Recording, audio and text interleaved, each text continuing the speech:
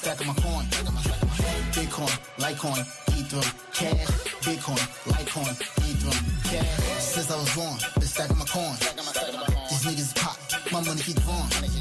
Your girl is a dot, she all on my groin. She blowing my horn, we fuck like porn. These rappers is whack, they lyrics is corn. I'm getting this money, it never get born. I'm loading my strap, they calling the law. Fuck around and you clap for running your jaw. If it ain't about the dollars, then it don't make sense. Got me sipping brown water, but it ain't from Flint. Trying to chase those bread, though the shit won't last. About to shut the city down. Yo, let's go. Off the Chain episode 101, guys. Hit the thumbs up for us if you're watching on Rice TVX. Make sure you follow me, and if you follow me on my channel, go follow Rice TVX right now. Let's go, people. Let's go. Holla. Yeah, holla. Bitcoin, Litecoin, Smoking on that crippy got me cliff high. Steam pot, heat rock, slingshot. Surfing through the city while them chips rise. Hot boy, do it big time. Element with my summer bay, we booed up. Cali hit the bay, we Trying to get me some cliff high. I see you. I know you see me. Coin daddy about them chips, nigga. Rap face all in a box, nigga. Snapchat. Fucking with the ops. Yeah, let's go, ladies and gents. Hit that thumbs up. We're gonna get started right now in a second. Just need some more of you guys in the room. We're gonna be talking about in a second. Yeah, right now is a second, ladies and gentlemen. Let's go. Stacking my coin. Bitcoin, Litecoin, Ethereum, cash. Bitcoin, Litecoin, Ethereum, cash. Hogan, we coming for you, nigga.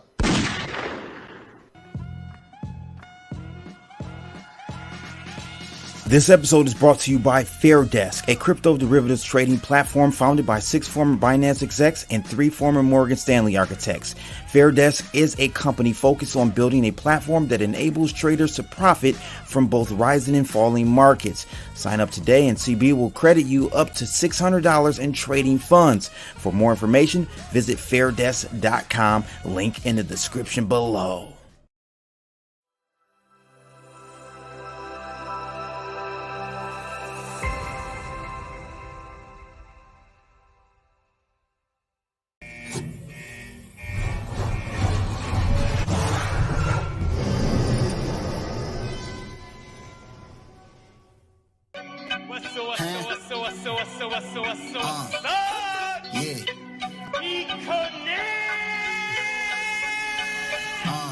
Yeah, stacking my coin.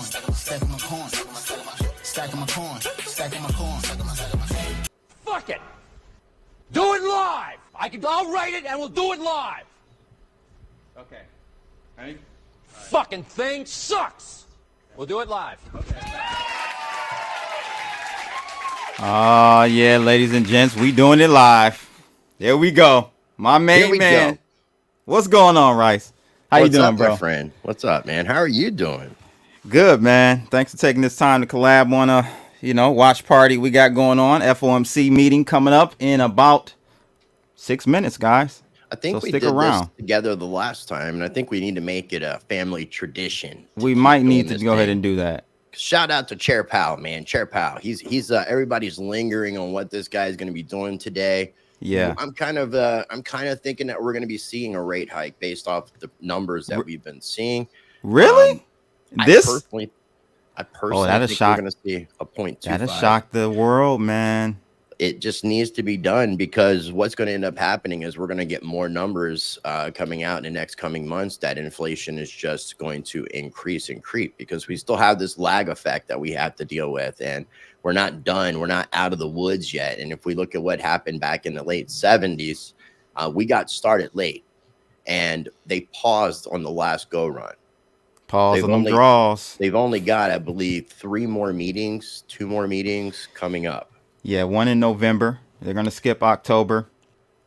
And so it is 2 more, right? So it should be very, very end. Well, Wall Street is saying no, they're going to pause on the draws go round. So they usually got the inside information, which means they're probably right and I'm wrong. But in all seriousness, this they should not pause. They should continue to raise interest rates. Of course, I agree with you. But we know that the Federal Reserve likes to soft pitch it to Wall Street to not shake up the boat too much, right? So they want to telegraph everything because they got to keep the guys in that's in position, the 1%, really the 0.1%.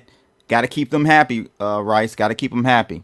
100%. I appreciate everybody for taking the time to tune in. As CB said, if you guys are watching us on the Rice side, make sure you guys are subscribed to Crypto Blood. The information is down below in the video description on my end, so you guys can check that out. And vice versa, if you're watching on the Blood side, make sure you're following Rice TVX. Socials should be down below in the video description. We greatly appreciate it. Depending on where you're watching this, make sure you're taking an opportunity to smash that like button, fan, because it definitely is supposed to help with the algorithm. It ain't, but we got to do it just as got to play the game. Just got to try to play the game. So go we follow me. This rigged ass game. Yeah, go follow me on Twitter, CryptoBlood_, and go follow Rice as well on Twitter, Rice TVX. The X now is very fitting, Rice. Yeah, now that we're on X. Yeah, I mean, the funny thing is, since all that, though, if you've noticed, it says Rice Crypto and in brackets Rice TVX. And if you go to Rice Against the Grain, it says Rice Against the Grain and in brackets Rice TVX. So I'm going to be rebranding back to Rice Crypto, but the Rice TVX stuff is still lingering, and I can't get rid of that either. So that's kind of like as far as like what you see on Rumble or Odyssey and BitChute, where I'm able to upload both channels on one channel. It's under the Rice TVX name, and it says Rice TVX and in brackets Rice Crypto and Rice Against the Grain. So as cute and confusing as it might be, it just splits up the brands for the YouTube channel, for the YouTube algorithm, because of what I've incurred over the past 3 years. Good question by DCF. He asks, "What is Rice named? Why is he named Rice?" I never heard the explanation. Well, it's pretty straightforward. It's because I like to eat rice. And when I'm a little high sometimes, so I look Asian. No, my last name is Rice. It's a Welsh name, comes from Old Welsh RIS, and then in the more common era RHYS. There's a Rezap Thomas and Rezap Grufeld, one of which was involved in the War of the Roses, the Battle of Bosworth, and is supposed. It's supposed that he killed, I think it was King Henry the 7th or 8th with a poleaxe. And this would have been one of my relatives. So Rice is my family name. Anything for Clicks says something great here. Y'all going to do a I Hate Russell brand this Saturday? Not this Saturday, but might come up, man. He just got canceled by Paramount. We have a clip that I sent to you. You still haven't watched. That is a Russell brand clip for the episode that we're going to be doing, which is... Do we want to talk about it? Do we want to say it is? Not yet. So we got the rate decision coming up right now, and we'll get to it when we got that 30-minute gap between the decision and Jerome getting up on the stage. Let's take a listen, guys. More worried about unemployment being a problem. And essentially for the last few years, the balance of risk has been to tighten further, that all else equal, it was more likely that they would go again, that they would not go. In the last few weeks, I think, starting with Chair Powell's speech at Jackson Hole, we've seen the needle subtly move back towards not quite, but almost to a neutral balance of risks. And I think that what I'm especially looking forward to the press conference for is to hear whether he ratifies the view that rather than being in the position of we're going to raise rates unless the data says otherwise, I'm looking for a comment that effectively says we're going to keep rates where they are unless the data says otherwise. David Kelly, let's get a quick 20-second thought from you. You expect the Fed to sound hawkish, but maybe act a little more dovish. Yeah, I don't expect them to raise rates today, but I think you'll see one dot still say, or the dots will still say one more hike this year. So I think the messaging will still be cautiously hawkish. I do think they should be done, and I think they probably are done because I do see some softening in the economy here. That's very interesting. So you think they are done, but they will leave open the possibility of a move up later in the week. We are ready now to go for the Fed decision, and Steve Leisman. The Federal Reserve maintaining its interest rate at 5.25% to 5.5%, but the committee continues trying to determine the extent of additional policy firming that may be appropriate. So there's this bias in the statement suggesting they're still looking to raise rates. I think someone got their testicles cut off. does continue to look for one more hike this year with an average forecast of 5.6%. Castrated Powell. Importantly, and I'll come back to that, there are two fewer The castrated cuts, Federal 25 basis point Reserve cuts built with in no for next year. testicles. On the economy, economic growth was upgraded to solid from moderate. Job growth was said to have slowed, but remains strong. Inflation remains DCF. elevated. Bitcoin and the will go committee sub repeated 20K and it will commitment fill that to a CME 2% gap. inflation Boom. target. The average forecast, let's get to the forecast for next year, now sees a 5.1% funds rate next year. That's up S&P from dropping, 4.6. going red. So there's the higher for longer we've been talking about all morning here. Bitcoin And unchanged just so you, right if you now. want to do the math with their inflation rate, it's now only a half point. I mean, this shouldn't built affect in Bitcoin. compared to a full The percentage DXY point should next affect year. Bitcoin. The real rate actually goes higher next year. So the Fed, And this should help average Fed strengthen a forecast sees DXY itself a little getting bit. tighter relative to the inflation rate, which remains I the same as 2.5.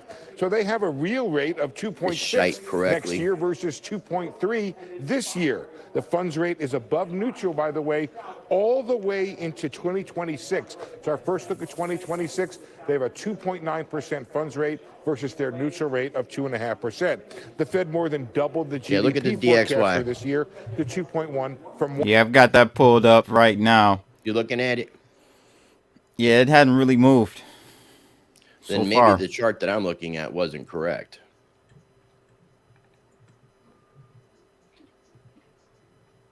Oh, it's because it was somehow For pulling up some households kind of crypto could weigh on currency economic bullshit. activity, but the extent is uncertain, and it's all unanimous, guys. Tyler? On my end, it looks Thank like you a very big, much, Steve. huge Stick green whip. around, and as we bring back Really? our panel, and we're also Well, there you go, guys. No change. Again, you know, Jerome Powell's going to softball it. He's going to soft pitch it to him, guys. It's just what it is. So I think the hike is coming in November for sure. Dow Jones kind of dropped. S&P went negative, as you guys can see there. So Rice, man, what's your take on everything at this point? Since we now got the numbers. Inflation's just going to get a little bit more out of control. We're going to see numbers going up, and a lot of people are going to be feeling it a lot more. I mean, we're obviously seeing manipulation in numbers because a lot more people are feeling it. Like, just for me recently, I've seen my utility bills start to finally, over the past few months, start to increase. I've seen groceries increasing, but there's other things within the grocery element that are increasing still. So it's, I mean, and when it comes down to it, I mean, they're damned if they do, damned if they don't, because this thing is going to crash one way or another. They're going to inflate it to the point that it crashes, or they're going to deflate it to the point that it crashes. Either way, we're at the end of this fiat cycle, even though some people disagree with me about that. To me, all signs are pointing to yes.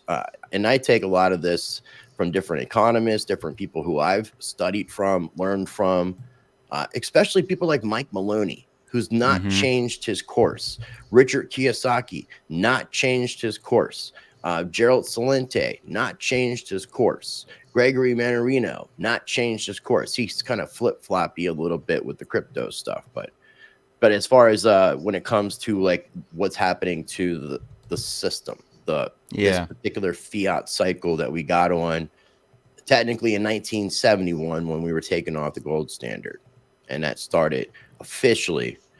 Some say Bretton Woods was the official start of it. Some people say 71, Richard Nixon, the Nixon shock, but either way, we're at the end of the cycle. They're talking about on an international level. We had seen several months ago people from the Bank of International Settlements, the International Monetary Fund, all talking about central bank digital currency, starting to take place and be implemented in October of this year. So that puts us, just like less than 2 weeks away from the beginning of October. A lot of interesting things could be occurring in October. We also have this, a lot of people are speculating things based off of there's a October 4th planned emergency text or from the FCC and FEMA. And a lot of people are speculating what that's supposed to possibly mean, but it's supposed to be just a test. Shout out to Red Robles. IM for IM. We got the crypto clan in the building. Who you got on your side, Rice? Who's in the Let building? me pull up because it's kind of hard for me to see unless I think I am for I am is on your side. While you do that, we got Sir SIR in the building. Thanks for tuning in. Look, so I pulled up the My Two Satoshis chart that I always use when analyzing Bitcoin, and I pulled it out to the 1 day, and I added the 20, 50 moving and 200 moving. And so as you guys can see, the blue is the 50, the orange is the 200, and we had that death cross that happened. I tweeted this out a couple days ago. This death cross happened on September 11. Oh, the irony there, Rice. Death cross occurred on September. Man, we live in the damn simulation. So we are a few days into this death cross, and listen, we don't have much time to change course here, in my opinion, man. So I think if we can't get back above 27,800, I'm just gonna go ahead and call it $28,000 Bitcoin in the next 2 to 4 days. I think we had lower, Rice. I think we had lower. What are you calling in the next 3 or 4 or what? Yeah, if we don't trade above $28,000 Bitcoin in the next 2 to 4 days, 2 to 5 days, it's a done data. We're heading lower. We're heading lower. I mean, I kind of feel like we're heading lower anyways. I mean, a lot of this realization about recession is starting to kind of kick in a little bit more with people. So a lot of people have been calling for the stock markets, traditional markets to start going down, which would correlate as well with cryptocurrency. So what we got here on the screen? That's what I was talking about earlier about that FEMA FCC planned nationwide emergency alert. So any smart device, no matter what your settings are on the device, you're going to get a notification, a test alert. It's supposed to be at 2:20 p.m. Eastern time on October 4th. This 2 weeks from today. Yeah, Today's shout out to everybody on Rumble. As you guys can see there on the screen, let me take my us away from this. But as you can see, Rumble is in the building. I appreciate each and every one of you. There was a good one here by. I don't have anybody chatting in my Rumble. I got people watching, but nobody's chatting, so I'm not going to pull up this embarrassing chat. Let's get some activity over there on Rumble on Rice's channel. W Tony 27 said, "We're at the end, but how long does the end play out? Are you referring to the end of rate hikes or the end of this damn system?" Let me know. Shout out Bobcat's in the house. His new nickname is Boobcat, just by the way. Boobcat 420. He's in the house.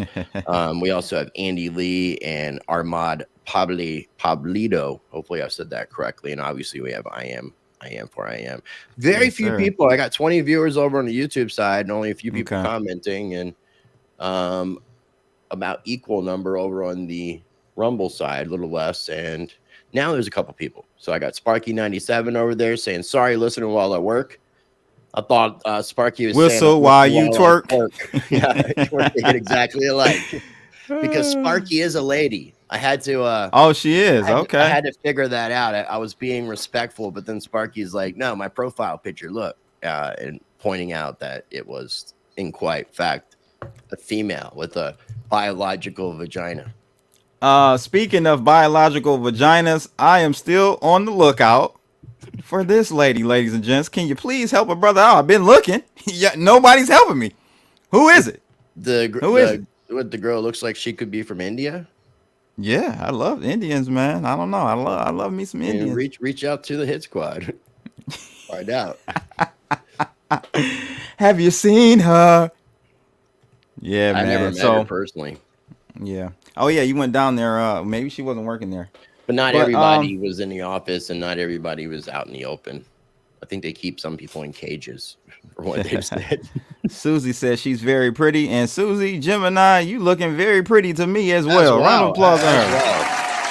I don't even really like white women. She's a cute white woman right there, lady. Round of applause. Well, I like white ladies. Oh man. I like all ladies. Yeah, I hear you, bro. So we got about 20 minutes, guys, before we start to look at what Jerome Powell is going to speak at the podium. He's going to double speak. We already know he's not going to say anything. Clearly, he's not going to say anything. But no. you know, we got to play the dog and pony show, right? It may give some indication. I mean, I would imagine that since they didn't really do anything as far as, shout out to A1 as well, as far as pausing and not raising the interest rates, I imagine that the tone, because of the numbers, is not going to be dovish. Like, I hate these fucking bird terms, but it's going to be hawkish. I believe animal spirits, man. Hawkish. Animal spirits. That's what they, you know, that's the Wall Street. I forgot what author came up with that whole concept of animal spirits in the markets, but bulls, bears, hawkish dove, that whole. What are giraffes?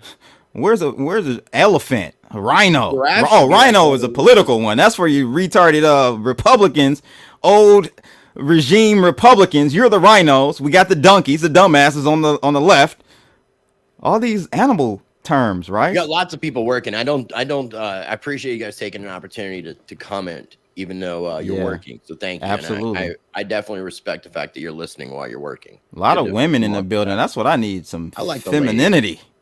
I need some more energy, some feminine energy up in here. Thanks for tuning in, Georgina. Yeah, absolutely.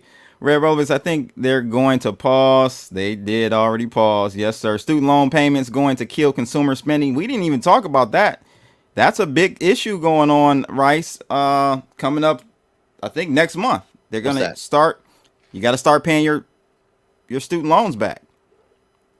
The moratorium on paying is, so that's going to impact things as well, which, to your point, will accelerate the recession. Right, because but at the same time, you're going to, with the recession and the fact that people are spending more, a lot of people aren't going to be able to afford to do all these things. So a lot of them are going to choose what they put their money towards, and those are going to be the things that are going to be their necessities. And I don't think paying back a student loan is going to come under the category of necessities. I'm sure that there's something left over. You can send $5, $10 to shut them up. But if you don't send anything, what are they going to do? Did anyone see BitBoy's new video on Ben Armstrong's channel? Yes, we did. My man, My Crypto Space UK. You know we're already on it. We're going to talk about it. Did you watch the video today?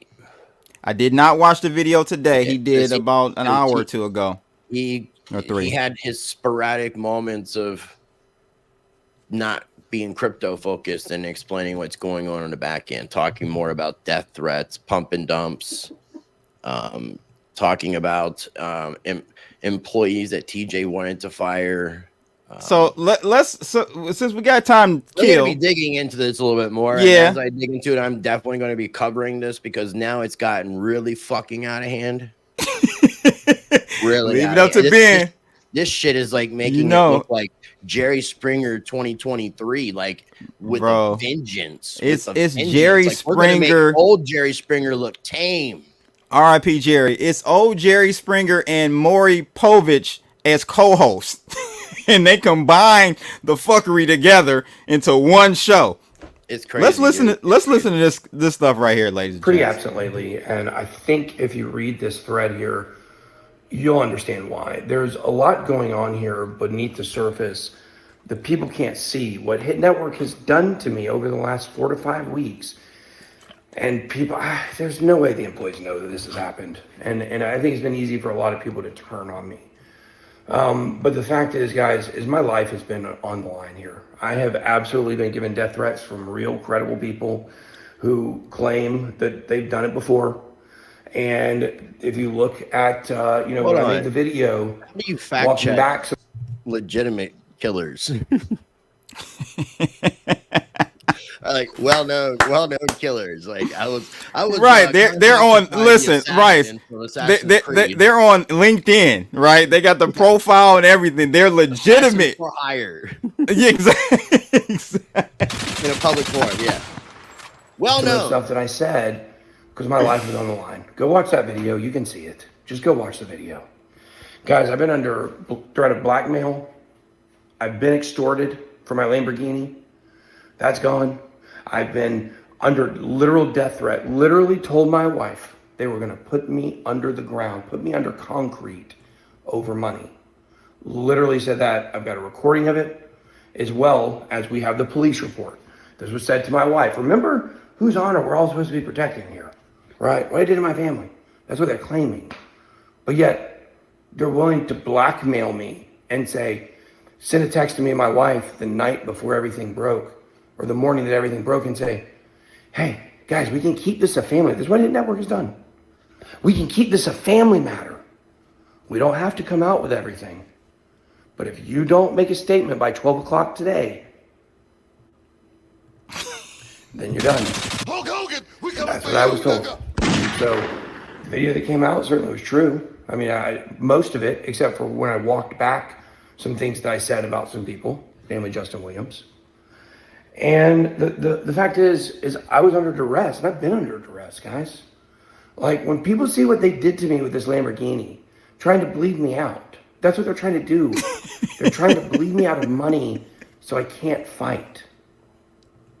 And so today, as I put $20 in my gas tank earlier that I had to borrow from someone because I've been 100% cut off from all my money. Oh, man. Come on, Ben. My wife's American Express card, well, that wasn't paid. I'm trying to find his donation addresses so I can look it up. Oh, no, I got the receipts, man. Shout out to my man, knowledgeable black man. Over 100 grand is what he said. Yeah, he's got. He sent me this. He added me this morning. I didn't see this. I'm not following it like that, but he sent me this. People are sending me stuff to keep up with this stuff. He's got at least this morning was 19.8 ETH. He's probably got more than that now. He's wearing a Rolex in the video, though. That I don't know. I don't know about all that. It said in BitBoy's most recent video, he's sporting a Rolex valued at I didn't see a Rolex. Also, in the new video, in the video stream that he did today, he was talking about Cassie Wolf because she was the one who got the stake deal. So that's she was Dutch. Is that Duchess? Duchess, yes. Right? Yes. Devil of DeFi. She's been moved up to CEO of Bencoin. Okay. Ben's on the board of advisors or something. She was getting 5% of that monetary value monthly. What's 5% of $1 million? No, it's not 5. It's not 5%. I think it was like 5% of 500,000. But even so, 5% of $1 million is 50K. Ben said 50K a month. Yeah, 50K. They had the sponsorship for several months, so she's cleared over several $100,000 on that deal if she got paid appropriately. Right. So I would think if Ben needed some help, that maybe she should be the one helping him out. Yeah, I agree. I know what I mean? I don't understand that. Instead of asking from the community, so let's finish this because we haven't gotten to that part yet, Rice. Let's finish this. Per month, Red Robble said. Yeah, let's finish the video up because we haven't even gotten to that part yet. That wasn't paid. It was supposed to be getting paid by people that work for me, and they didn't do it. So the credit card's maxed out. And guys, we're in a tough spot here because they're trying to make me stop fighting. And so I humbly ask that if I've ever done anything for you, if I've ever encouraged you, if I've ever given you a dream that you might have something different, if some of my content has helped you, or if you're on the outside of this situation looking in and you see how dirty what's happening is, then I humbly ask that you donate. We have ERC20 address, Ethereum or stablecoin. Stablecoins would be best, but whatever you want to donate is fine.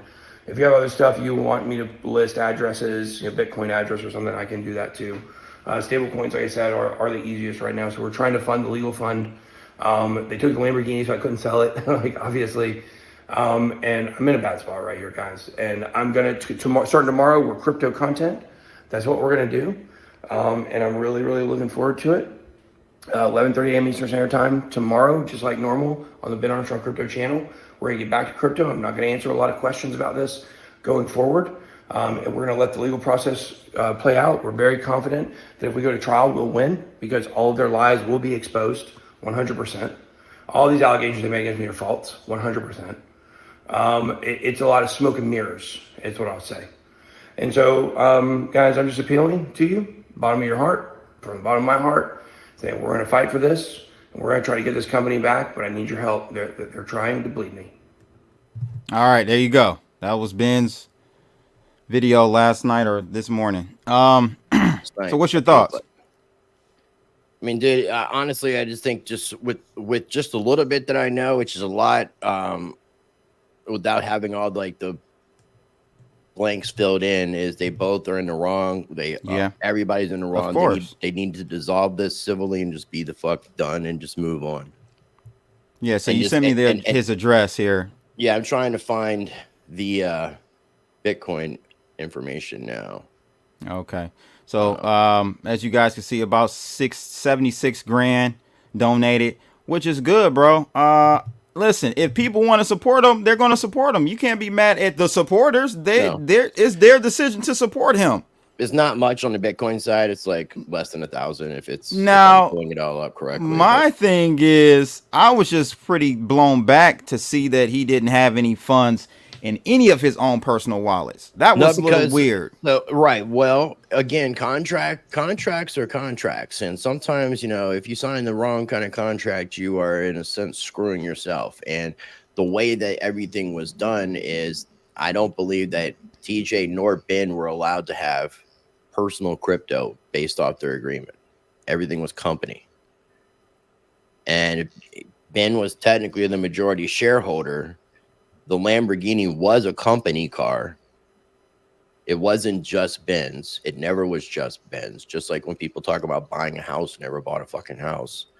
You didn't buy. It's not just your Lambo. It was yours and TJ's, and it was a company car. So in that sense, I'm not saying that anybody was correct or in the right about it. Again, I still go back to they're all in the wrong. But legally speaking, if they're taking them out of the company, but here's the thing, then they can legally sell off fucking property. Here's the thing. I run several businesses. Yes. Okay. You have all the funds pooled into a company account or whatever. I don't know what kind of accounting. I don't know what TJ's father's doing with that situation. That makes no sense. You're supposed to be paid as an employee. Even if you're an owner, you're paid weekly, bi-weekly, monthly from the institution, from the company to Ben Armstrong. He should be paid a salary I agree. I don't know what to deal with those specifics, but the tax side, because talking to a few different people at Hit Network, there was a lot of discrepancies. About money that was spent. And Ben said in his video today that he just spent money freely as he needed to spend it because it was all company money and he did it all for the company. And some of the things he did, I think were a little excessive, but that's just my opinion. I wouldn't pay for a week at some place what some people pay for their to buy a home. So it's just fun. It's crazy, bro. What was that though? Pull that now we're up. getting A1 said Rice is a real one. He called Ben out, or at least challenged Ben's hypocrisy. I don't think so. I mean, Ben is a friend of mine, and Blood can attest that I've had many conversations with Ben out of concern. Yes, correct. And the things that I have said publicly are out of concern. There's not really too much hypocrisy. The only hypocrisy was when he said that. So the video that he made with his wife, Blood, that he's talking about how Vumio was going to be a good company, and he was kind of backtracking on saying good things about people. Right.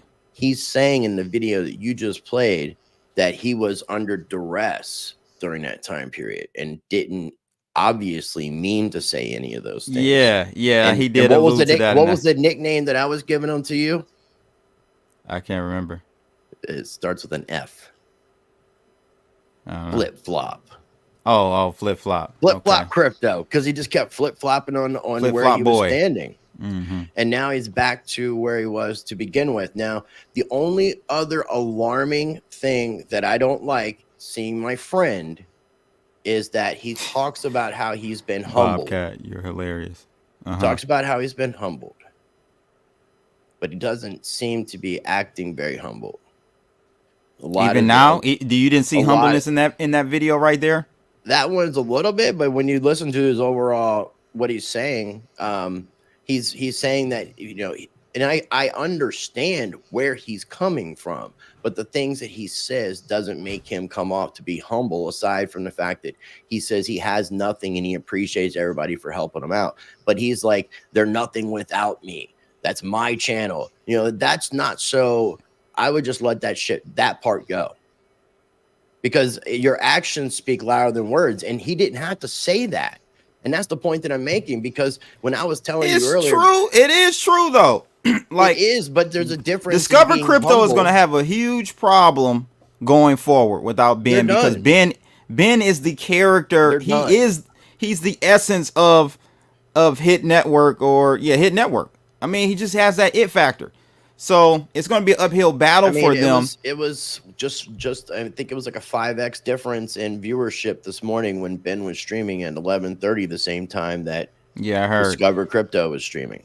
Yeah. So people, again, you don't have to say they're nothing without me. You let the fucking numbers speak for themselves. That's what I'm saying. You don't need to go like, if you're humble, you don't need to go and sit there and say they're nothing without me. Let your fucking actions, let your viewership, let all that speak fucking for what you do. Let your actions speak for yourself. That's how you fucking handle the shit. Did you see the new video this morning? Because KC Boomer talked about DZ being a rat, and anyone who goes on, I guess he's talking about around the blockchain, should be unfollowed. So I have messaged Ben. And I told Ben that I'm not taking sides. I'm not taking sides. As of yet, I have not taken sides. I've said, again, they're both all in the wrong. But it's 3 sides, baby. It's 3 sides to the story. I am trying to figure out a little bit more, because now I'm not sure if this is true, but Ben also said that Nick Diamante is going to be taking a sexual harassment lawsuit out against Ben Armstrong.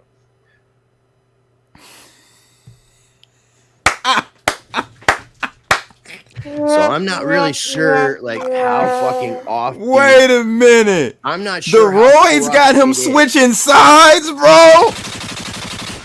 Huh? This is from Ben. Ben said this. This is the first I heard this. It seems very shady. And here's the thing: if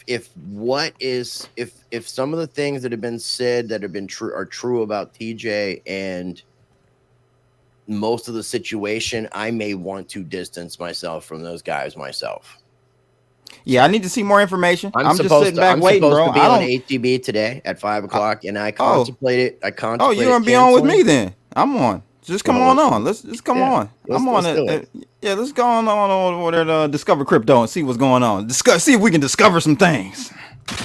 I definitely called out Ben for his hypocrisy for shilling XRP. Yeah, we both, we both disagree with Ben on XRP. But back to the situation, though, it's the thing that perplexes me now onto the Discover Crypto Hit Network side is the fact that now we're hearing that TJ had an affair with his wife. No, her. Hold on, Ben corrected that this morning too, because he didn't have an affair. She did. She was the one that was married. We coming for you, nigga. And she was the one that left her husband to marry TJ. So she was the one. Wait. I'm confused. TJ was single. She was a married employee, or somebody married that. No.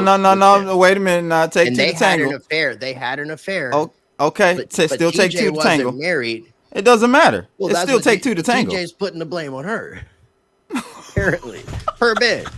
Hulk Hogan, we coming for you, nigga.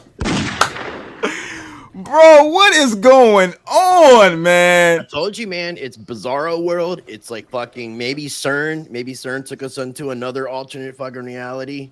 We got a Mandela effect going on. Maybe the architect shifted up the program. This is exactly what I said. Days of our lives as the world turns right now. Crypto soap opera. Worse than that, because that shit was tame, dude. This is almost, if you get the right actors and you kind of overplay it a little bit, this is almost movie worthy. Let's go on. We'll continue this, ladies and gentlemen. Stay around. We're gonna continue this. I want to see the scene where the guy calls up Ben and is like, "I'm gonna put you under the concrete, man, if you fucking keep doing this shit." I'm a certified LinkedIn killer, my nigga. All right, back to the show. Let's go. They always told us that we've been through these crises before, and they take 7 years to basically work their way through. Well, it's been actually about like 10, 12 years, right? So he gets the opening gig for Chair Powell in the pre-pandemic period. We're really just working through all the deleveraging post-crisis. It's all gone now. We've got a few seconds. What are you going to be listening to from Powell? I think the thing I'm going to be looking for is where does You he got put the that right, inflection people. on where he is with respect to risks. We know And if that you have inflation not, was take an better than opportunity the to give last this time we video a spoke. like, The a growth thumbs numbers up, were and make stronger sure when we you're spoke. subscribed Which to does both he of our worry channels. about Links are in the more? video My gut description. sense is that Because he's nobody going to cares about basically what this guy's talking about. Not at all. Not at all. We'll just keep that rolling. Hold on. There we go. Hulk Hogan, we coming for you, nigga. Breaking news. Let's listen to Mr. Powell. Thank you, Greg. Focused on our dual mandate to promote maximum employment and stable prices for the American people. We understand the hardship that high inflation is causing, and we remain strongly committed to bringing inflation back down to our 2% goal. Oh, shit. Price stability is the responsibility of the Federal Reserve. Without price stability, the economy does not work for anyone. In particular, without price stability, we will not achieve a sustained period of strong labor market conditions that benefit all. Since early last year, the FOMC has significantly tightened the stance of monetary policy. We've raised our policy interest rate by 5.25 percentage points and have continued to reduce our securities holdings at a brisk pace. We've covered a lot of ground, and the full effects of our tightening have yet to be felt. Today, we decided to leave our policy interest rate unchanged and to continue to reduce our securities holdings. Looking ahead, we're in a position to proceed carefully in determining the extent of additional policy firming that may be appropriate. Our decisions will be based on our ongoing assessments of the incoming data and the evolving outlook and risks. I will have more to say about monetary policy after briefly reviewing economic developments. Recent indicators suggest that economic activity has been expanding at a solid pace. And so far this year, growth in real GDP has come in above expectations. Recent readings on consumer spending have been particularly robust. Activity in the housing sector has picked up somewhat, though it remains well below levels of a year ago, largely reflecting higher mortgage rates. Higher interest rates also appear to be weighing on business fixed investment. In our Summary of Economic Projections, or SEP, committee participants revised up their assessments of real GDP growth, with the median for this year now at 2.1%. Participants expect growth to cool, with the median projection falling to 1.5% next year. The labor market remains tight, but supply and demand conditions continue to come into better balance. Over the past 3 months, payroll job gains averaged 150,000 jobs per month, a strong pace that is nevertheless well below that seen earlier in the year. The unemployment rate ticked up in August, but remains low at 3.8%. The labor force participation rate has moved up since late last year, particularly for individuals aged 25 to 54 years. Nominal wage growth has shown some signs of easing, and job vacancies have declined so far this year. Although the jobs to workers gap has narrowed, labor demand still exceeds the supply of available workers. FOMC participants expect the rebalancing in the labor market to continue, easing upward pressures on inflation. The median unemployment rate projection in the SEP rises from 3.8% at the end of this year to 4.1% over the next 2 years. Inflation remains well above our longer run goal of 2%. Sounds like he's trying his best to not have any emotion. Based on the emotion Consumer in Price anything he Index, or says. CPI, and other data, we estimate that total PCE prices Yeah, I mean, he's reading right from the tablet, as you can see. It's almost like robot excluding the Pow. volatile food and energy categories, core PCE prices rose 3.9%. It's so monotonous. Inflation has moderated somewhat since the middle of last year, and longer-term inflation expectations appear to remain well anchored, as reflected in a broad range of surveys of households, businesses, and forecasters, as well as measures from financial markets.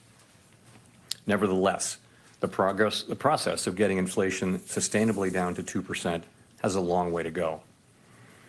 The median projection in the SEP for total PCE inflation is 3.3% this year, AI power, falls I to love that. 2.5% next year, and reaches 2% in 2026. The Fed's monetary policy actions are guided by our mandate to promote maximum employment and stable prices for the American people. My colleagues and I are acutely aware that high inflation imposes significant hardship as it erodes purchasing power, especially for those least able to meet the higher costs of essentials like food, housing, and transportation. We are highly attentive to the risks that high inflation poses to both sides of our mandate, and we are strongly committed to returning inflation to our 2% objective. As I noted earlier, since early last year, we have raised our policy rate by 5.25 percentage points. We see the current stance of monetary policy as restrictive, Factory? putting downward pressure on economic activity, He definitely hiring, sounds and sedated. inflation. Did you forget about me, In addition, by the way? the economy is facing headwinds from tighter credit conditions for households and businesses. In light of how far we have come in tightening policy, the committee decided at today's meeting to maintain the target range for the federal funds rate at 5.25% to 5.5%, and to continue the process of significantly reducing our securities holdings. We are committed to achieving and sustaining a stance of monetary policy that is sufficiently restrictive to bring inflation down to our 2% goal over time. In our SEP, FOMC participants wrote down their individual assessments of an appropriate path for the federal funds rate based on what each participant judges to be the most likely scenario going forward. If the economy evolves as projected, the median participant projects that the appropriate level of the federal funds rate will be 5.6% at the end of this year, 5.1% at the end of 2024, and 3.9% at the end of 2025. Compared with our June summary of economic projections, the median projection is unrevised for the end of this year, but has moved up by 0.5 percentage point at the end of the next 2 years. These projections, of course, are not a committee's decision or plan. If the economy does not evolve as projected, the path of policy will adjust as appropriate to foster our maximum employment and price stability goals. We will continue to make our decisions meeting by meeting based on the totality of the incoming data and their implications for the outlook for economic activity and inflation, as well as the balance of risks. Given how far we have come, we are in a position to proceed carefully as we assess the incoming data and the evolving outlook and risks. Real interest rates now are well above mainstream estimates of the neutral policy rate, but we are mindful of the inherent uncertainties in precisely gauging the stance of policy. We're prepared to raise rates further if appropriate, and we intend to hold policy at a restrictive level until we're confident that inflation is moving down sustainably toward our objective. In determining the extent of additional policy firming that may be appropriate to return inflation to 2% over time, the committee will take into account no rate hike. Last piece, no rate hike. The lags with which monetary policy affects economic activity and inflation, and economic Mr. No Hike. That was the thumbnail, ladies and gents. We remain committed to bringing inflation back down to our Crypto 2% Damas goal. calls it again. Longer-term There you inflation go. expectations. But he's not stealing the show. That was an easy one. Reducing inflation. He's not stealing the show at all. Period of below Now trend with this growth sedated and AI. some Ben softening Armstrong of stole the show. Restoring price stability is essential to set the stage people- for achieving if people maximum want that kind of employment and stable drama, prices over the wait longer till they run. a hold of this To interview conclude, that I'm going to be we doing understand with that our actions drag affect queen. communities, Oh, yeah. families, and businesses across the country. I'm Everything we doing do it is tomorrow in service evening. to our I'm public gonna have my mission. popcorn ready for that We at one. the Fed will do I'll be putting it everything out we probably can early to achieve our but maximum it'll be on employment my and price stability website goals. on the private side. Thank you, and I and my look forward to your Patreon channel questions. afterwards. Okay. All right, here we go. Questions and answers. Thank you. Colby Smith with the Financial Times. What makes the committee inclined to think that the Fed funds rate at this level is not yet sufficiently restrictive, especially when officials are forecasting a slightly more benign inflation outlook for this year? There's noted uncertainty about policy lags. Headwinds have emerged from the looming government shutdown, the end of federal childcare funding, resumption of student debt payments, things of that nature. So I guess I would characterize the situation a little bit differently. So we decided to maintain the target range for the federal funds rate where it is at 5.25% to 5.5%, while continuing to reduce our securities holdings. And we say we're committed to achieving and sustaining a stance of monetary policy that's sufficiently restrictive to bring down inflation to 2% over time. We said that. But the fact that we decided to maintain the policy rate at this meeting doesn't mean that we've decided that we have or have not at this time reached that stance of monetary policy that we're seeking. If you looked at the SEP, as you obviously will have done, you will see that a majority of participants believe that it is more likely than not that it will be appropriate for us to raise rates one more time in the 2 remaining meetings this year. Others, one more time. Believe that we have already reached that. So it's something where we're there is your we're not making a dovish. Decision by deciding to about that question by deciding again, to just I maintain the was rate wrong. and await further data. They're just going to fucking kill us off. So right now, it's still an open question about sufficiently restrictive. You're not The saying war on the today people. that we've reached this level. We're not saying, no, clearly we are just, what we decided to do is maintain the policy rate and await further data. We want to see convincing evidence, really, that we have reached the appropriate level, and we've seen progress, and we welcome that. But we need to see more progress before we'll be willing to Mr. No Hike in the house to reach that conclusion. And just on the 2024 projections, what's behind that shallower path for interest rate cuts and the need for real rates to be 50 basis points higher? Right. So I would say it this way. First of all, real interest rates are positive now. They're meaningfully positive. And that's a good thing. We need policy to be restrictive so that we can get inflation down to target, okay? And we're going to need that to remain to be the case for some time.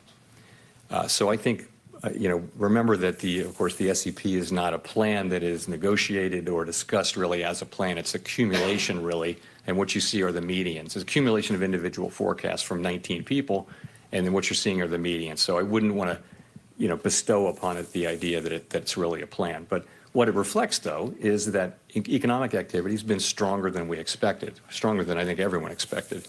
And so what you're seeing is this is what people believe as of now will be appropriate to achieve what we're looking to achieve, which is progress toward our inflation goal, as you see in the SEP. Thanks. Let's go to Rachel. Hi, Chair Powell. Rachel Siegel from the Washington Post. Thanks for taking our questions. How would you characterize the debate around another hike or holding steady? Is it discussion around lag times, fear of too much slowing, too little slowing? Could you walk us through what this disagreement was about at the meeting? Yeah, so the proposal at the meeting was to maintain our current policy stance. And I think there was obviously unanimous support for that.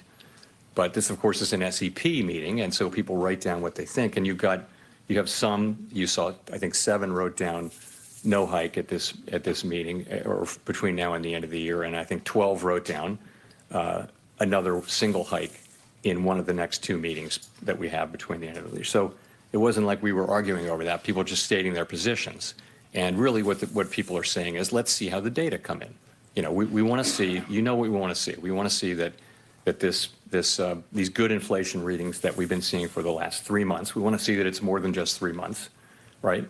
We want to see, the labor market report that we received, the last one that we received, was a good example of what we do want to see. It was a combination of across a broad range of indicators, continuing rebalancing of the labor market. So those are the 2 things. Those are our 2 mandate variables, and that's the progress that we want to see. But I think people, they want to be convinced, they want to be careful not to jump to a conclusion really one way or the other, but just be convinced that the data, support that conclusion. And that's why, given how far we've come and how quickly we've come, we're actually in a position to be able to proceed carefully as we assess the incoming data and the evolving outlooks and risks and make these decisions meeting by meeting. And in your view, I know nothing has been decided yet, but what would one more hike at the end of the year do to the economy or to inflation? And on the other side, what would no hike do, if you could sort of game that out for us? So, you can make the argument that one hike one way or the other won't matter, but for us, we're trying, obviously as a group, it's a pretty tight cluster of where we think that policy stance might be, but we're always going to be learning from data. We've learned all through the course of the last year that actually we needed to go further than we had thought. If you go back a year and what we wrote down, it's actually gotten higher and higher. So we don't really know and that's why, again, we're in a position to proceed carefully at this point. A year ago, we proceeded pretty quickly to get rates up. Now we're fairly close, we think, to where we need to get. It's just a question of reaching the right stance. I wouldn't attribute huge importance to one hike in macroeconomic terms. Nonetheless, we need to get to a place where we're confident that we have a stance that will bring inflation down to 2% over time. That's what we need to get to, and we've been moving toward it. As we've gotten closer to it, we've slowed the pace at which we've moved. I think that was appropriate. And now that we're getting closer, we have the ability to proceed carefully. Let's go to Steve. Steve Leishman, CNBC. Mr. Chairman, I want to return to Colby's question here. What is it saying about the committee's view of the inflation dynamic in the economy that you achieved the same forecast inflation rate for next year, but need another 0.5 point of the funds rate on it? Does it tell us that the committee believes inflation to be more persistent, requires more medicine effectively? And I guess a related question is, if you're going to project a funds rate above the longer run rate for 4 years in a row, at what point do we start to think, hey, maybe the longer rate or the neutral rate is actually higher? Thank you. So I guess I would point more to, rather than pointing to a sense of inflation having become more persistent, I wouldn't think that's not, we've seen inflation be more persistent over the course of the past year, but I wouldn't say that's something that's appeared in the recent data. It's more about stronger economic activity, I would say. So if I had to attribute one thing, again, we're picking medians here and trying to attribute one explanation, but I think broadly, stronger economic activity means rates, we have to do more with rates, and that's what that meaning is telling you. In terms of what the neutral rate can be, we know it by its works. We only know it by its works, really. We can't the models and that we use, ultimately you only know when you get there, and by the way the economy reacts. And again, that's another reason why we're moving carefully now, because there are lags here. So it may of course be that the neutral rate has risen. You do see people. You don't see the median moving, but you do see people raising their estimates of the neutral rate, and it's certainly plausible that the neutral rate is higher than the longer run rate. Remember, what we write down in the SEP is the longer run rate. It is certainly possible that that the neutral rate at this moment is higher than that, and that's part of the explanation for why the economy has been more resilient than expected. Let's go to Howard. Howard Schneider with Reuters. Thank you. So you've said several times that the economy needed a period of below trend growth to get inflation consistently back to 2%. You kind of get that in 2024 a little bit. 1.5% is just a touch below what's the estimate of potential. So the fact that you're getting so much done at so much less cost, does that represent a change in how you think inflation works, a change in how you think the economy works, a change in the mix of supply healing versus demand destruction that's necessary to achieve this? Yes, of course, it is a good thing that we've seen now meaningful rebalancing in the labor market without an increase in unemployment, and that's because we're seeing that rebalancing in other places, in, for example, job openings, and in the jobs worker gap. You're also seeing supply side things, so that's happening. I would say, though, I still think, and I think broadly people still think, that there'll have to be some softening in the labor market that can come through more supply, as we've seen as well.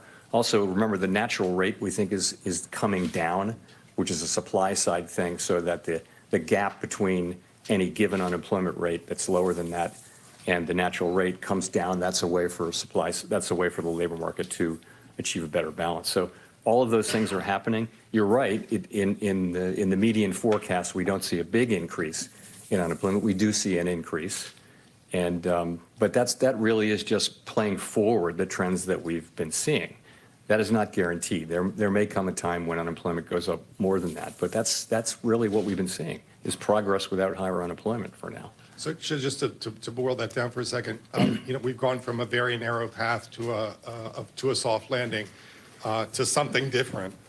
Would you call the soft landing now a baseline expectation? No, I would not do that. I would just say, what would I say about that? I've always thought what would you that say, soft landing Jerome? was a plausible outcome, that there was a It's AI really sure pal. He's like, what would I say about I've this? thought that, and I've said that since we lifted off. It's also possible that the path has narrowed and it's widened. Apparently, ultimately, this may be decided by factors that are outside our control at the end of the day. But I do think it's possible, and I also think this is why we're in a position to move carefully again. That definitely we will restore price stability. We know that we have to do that, and we know the public depends on us doing that, and we know that we have to do it so that we can achieve the kind of labor market that we all want to achieve, which is an extended period, sustained period of strong labor market conditions that benefit all. We know that. The fact that we've come this far lets us really proceed carefully, as I keep saying. So I think that's the end we're trying to achieve. I wouldn't want to handicap the likelihood of it, though. It's not up to me to do that.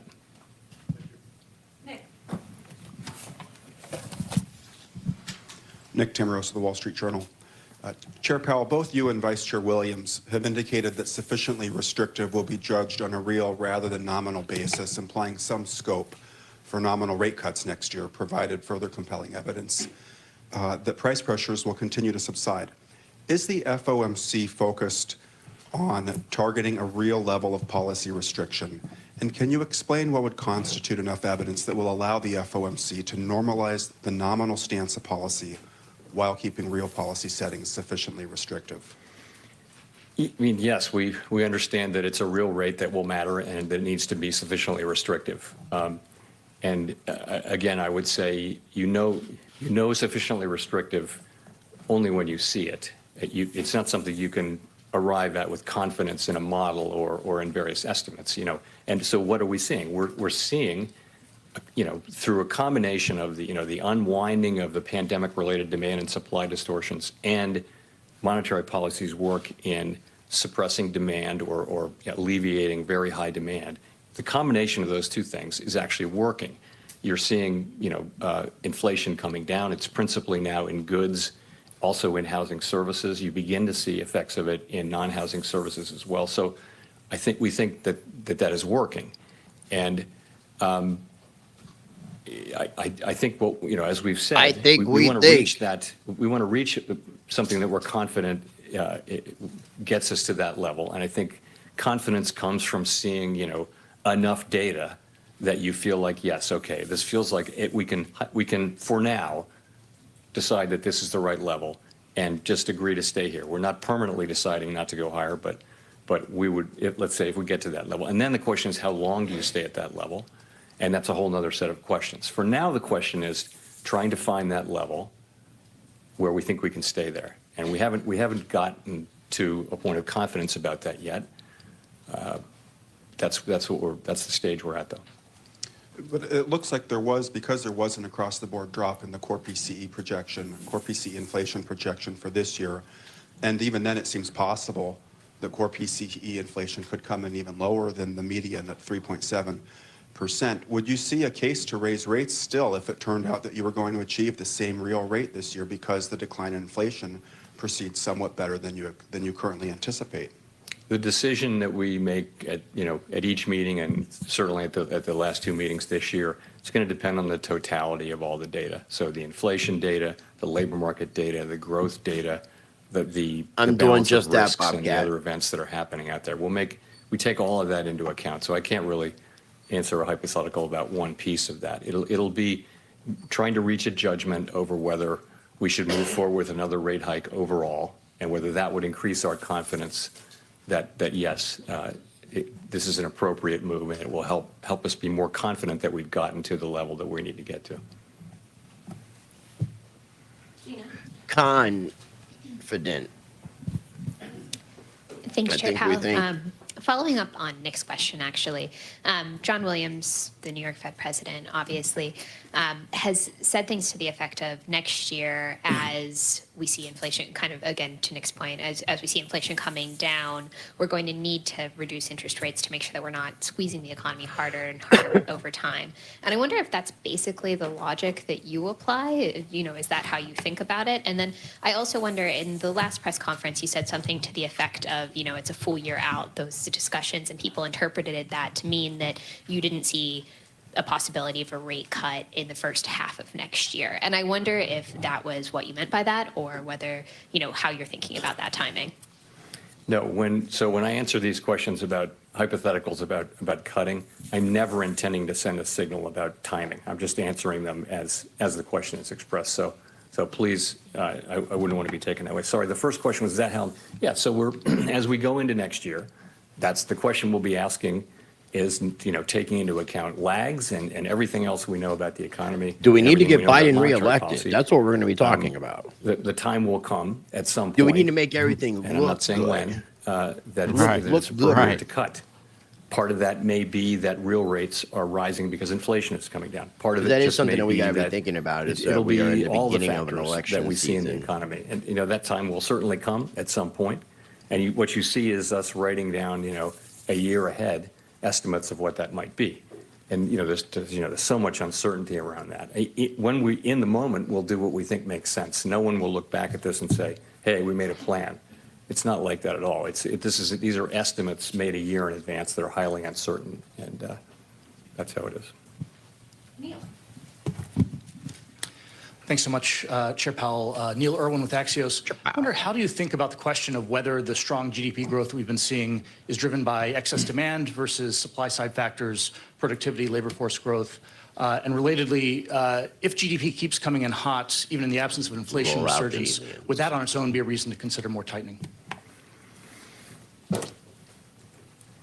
So on your first question, I mean, we're looking at GDP very, very carefully to try to understand really what's the direction of it, what's driving it, and it's a lot of consumer spending. You know, the consumer's been very robust in spending. So that is, you know, that's how we're looking at it. Sorry, your second question was? There's GDP stays hot, but without inflation. So I think the question will be, GDP is not a mandate, right? Maximum employment and price stability are the mandates. The question will be, is GDP, is the heat that we see in GDP, is it really a threat to our ability to get back to 2% inflation? That's going to be the question. It's not a question about GDP on its own. It's you know, you're expecting to see this improvement, you know, continued rebalancing in the labor market and inflation moving back down to 2% in a sustainable way. We have to have confidence in that, and you know, we'd be looking at GDP just to the extent that it threatens one or both of those. Victoria. Hi, Victoria Guida with Politico. There are multiple external factors that are playing out right now. We see rising oil prices. We see auto workers striking. There's the looming, very real possibility of a government shutdown. And I was just wondering, for each of those things, could you talk about how you're thinking about how that might affect the course for the Fed and the economy? So there is a long list, and you hit some of them. But you know, it's the strike, it's government shutdown, resumption of student loan payments, higher long-term rates, oil price shock. You know, there are a lot of things that you can look at. And you know, so what we try to do is assess all of them and handicap all of them. And ultimately, though, there's so much uncertainty around these things. I mean, to start with the strike, first of all, we absolutely don't comment on the strike, as we have no view on the strike one way or the other. But we do have to make an assessment of its economic effects to do our jobs. So, you know, the thing about it is so uncertain. It will depend. The economic effects, it could affect, we've looked back at history, it could affect economic output, hiring, and inflation.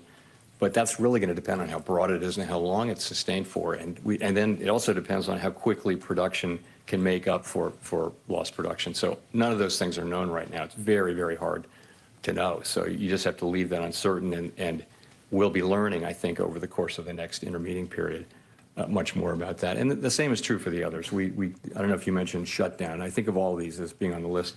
We don't comment on that. It hasn't traditionally had much of a macroeconomic effect.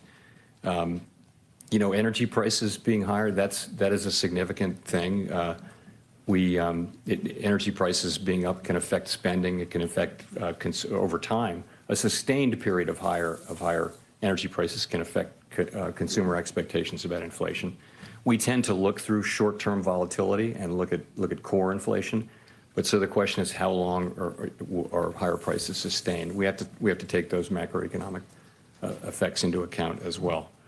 Those are some of them. I'm not sure if I hit them all, but ultimately, you're coming into this with an economy that appears to have significant momentum, and that's what we start with, and we do have this collection of risks that you mentioned. Craig Torres from Bloomberg News. I was a little surprised, Chair Powell, to hear you say that a soft landing is not a primary objective. This economy is seeing added supply in a way that could create long-term inflation stability. Look at gold. We have prime-age labor force participation moving up where people can add skills. Workers want to work. We have a boom in manufacturing construction. We've had a decent spate of home building. And That's since government employees inflation's for you. coming down with strong GDP growth, we may have higher productivity. All are which good for the Notice Fed's that attorneys long-run practice target of law low and inflation. doctors And practice if we lose medicine. that in a recession, Everybody practices. aren't we Nobody knows opting what the for fuck they're doing. Awful hysteresis that Just we a had bunch in of grown-ups 2010? playing make-believe. So, are you taking this into account as you pursue policy? Thank you. To begin, a soft Money landing is is the a primary objective, biggest and I con did not game. say otherwise. Currency. I mean, that's what we've been trying to achieve for all this time. The real point, though, is the worst thing we can do is to fail to restore price stability, because the record is clear on that. If you don't restore price stability, inflation comes back, and you go through, you can have a long Smash period those like faces, yo. where the economy is just very uncertain, and it'll affect growth. It'll affect all kinds Like of things. It can be a miserable period to have inflation constantly coming back, and That the Fed coming thumbnail in and having makes to tighten again and again. Chair Powell So the look best like thing a we can do Batman for villain. everyone, we believe, is to restore price stability. Bank I think robber. now, today, He's robbing us, man. Robbing us green. You know, we have the question marks ability on to his be jacket careful so it at could this be point the and move Riddler. carefully, and that's what we're Right. trying to do. So we fully appreciate the benefits of being able to continue Thank you, Susie. what we see already, which Your is face makes me rebalancing happy. in the labor market and inflation coming down without seeing an important large increase in unemployment, which has been typical of other tightening cycles. So Hey, Hi, both of thank us, you. me and Chris Flood are Ruge, going to be on Associated around the Press. blockchain today at 5 o'clock When you look p.m. at the Eastern time. disinflation that has Join taken us. place so far, do you see it mostly as a result of what some economists are calling the low-hanging fruit, such as the unwinding of supply chain snarls and other pandemic disruptions, or is it more a broad disinflationary trend that involves most goods and services across the economy? Thank you. No So if I- rad if I robbles. understood it's a your crab question. market. I would say it this way. I think we knew my spirit animal is from a the crab. time from before when we lifted off, but certainly by the time we left, we knew that bringing inflation back down was going to take, as I call it, the unwinding of these distortions to both supply and demand that happened because of the pandemic and the response. So that unwinding was going to be important. In addition, monetary policy was going to help. Pull up It was going Bobcats. to help supply side heal Thing. by Look how by professional cooling his demand photo off. looks there. And just in general, better aligning supply. I with crack up demand. at it every So those time two I see forces it. were always going to be important. He doesn't. It's He very does hard not to look pull like them that in apart real life. and work together. At I all. do think both of them are at work Slightly, now, and I think but- they're at work in a way Not that at shows you all. the progress that we are seeing. Robles. Michael McKee from Bloomberg Television Red Radio. Rebels. In June, you forecast a 5.6% year-end median Fed funds rate, and since then, you've more than doubled your growth forecast. You lowered your unemployment forecast significantly. So what would justify that last move? Because the median forecast is for lower inflation. And given all the known unknowns that you face, how much confidence do you have, can investors have, or the American people have in your forecasts? Well, forecasts are highly uncertain. Forecasting is very difficult. Forecasters are a humble lot with much to be humble about. But to get to your question, though, what's happened is Your growth has come in meteorologist can't stronger, even right? predict and Stronger than forecast. expected, and that's What do you think we required can? higher rates. Unemployment, you also see that the ultimate unemployment rate is not as high, but that's really because of what we've been seeing in the labor market. We've seen more and more progress in the labor market without seeing significantly higher unemployment. So we're continuing that trend. In terms of inflation, you are seeing the last 3 readings are Blood, I got a very question. good readings. It's only 3 readings. You know, How we do- were how do well we aware get that we need to see into, more than 3 readings. But if you this look at room June, July, and ask and questions? August, you're looking at Never. really significant declines let's in apply core for it. inflation. It's never going to happen. We don't even have. I don't even know how to apply. We won't even get the application. We got to have a press conference, a press credentials, and some of which is now reversed. you got to be white. That's one criteria. You got to be white. I don't see any chocolate faces. So you can maybe get the one half of Jerucker Christ can get in there. These are our forecasts. I can slip you in. They're Or if you get in, you can I slip would me in. appreciate You it. got to teamwork this You got to thing. teamwork it, stand man. up well against other forecasters, but just the nature of the business is the economy is very difficult to forecast. Given the forecast that you Even have, the economy is what difficult to justified not forecast. moving What the today, fuck is your job? and what could justify moving in the future if you think inflation is coming down? What justifies In you other words, having why a did job? you leave that extra dot in? Well, I think we're going to apply. We've come very far, very fast in the rate increases that we've made, and I think it was important at the beginning that we moved quickly, and we Some did. real journalism in there. And I think as we get closer to the rate that Jerucker we think the Christ! stance of monetary What policy question do you have for is us? Appropriate to What the bring inflation fuck down is to going 2% on in over your time. head? You know, the risks become more two-sided, and the risk. Are of you trying to over-tightening and bend the risk over of- all the Americans of and just under-tightening fuck us in the ass? becomes more equal, and I think the natural common sense thing. No, to do no. is The actually real approach question that you're trying to and ask move is it along slowly as you get closer to it, and that's what we're doing. So Let me we're rephrase taking your advantage question. of the fact that we have moved quickly to move a little more carefully now as we sort of find our way to the right level of restriction that we need. We definitely need to get inflation rid of back these down to 2%. geriatric people.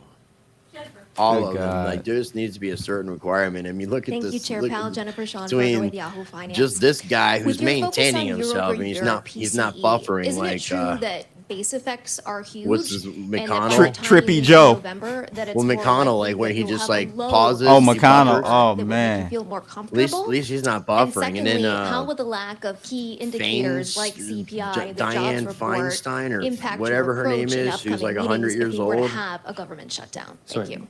Yeah, I missed the first question. What was it? What factors? The I base can't factors. hear you. Base Can you factors. speak Ah. up there? Okay. Okay, here we go. Let me So, get the lie together. On that, we're looking at just monthly, right? You can look at just monthly readings and see what the increase was from the prior month. So you're right. When you go back 3, 6, and 12 months, you get base factors, but we can adjust for that.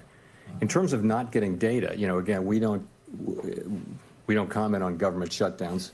It's possible Definitely if there is needs a to government be. shutdown and it lasts Some through go-go the dancers next meeting, then it's possible be more we wouldn't- appropriate. We wouldn't be getting some of the data that Can't we have would full ordinarily nudity get, or and even we T-bars. would just have to deal with that. And, Shout out to I Georgina don't know. It's jumping hard for me back to in say on the advance string. how Round that of would applause to affect her. that meeting, depending on all kinds of factors that I don't know about now, but it's certainly a reality that's a possibility. But would you feel more comfortable on the base effects that as those kind of It's actually worse because some college lectures can be intriguing.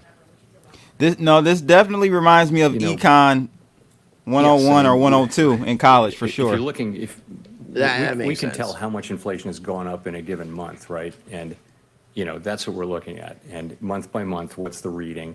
And, you know, I think what we're really looking at is there's a tendency to look at, you know, shorter and shorter maturities, but they're incredibly volatile and they can be misleading. That's why we look at 12-month.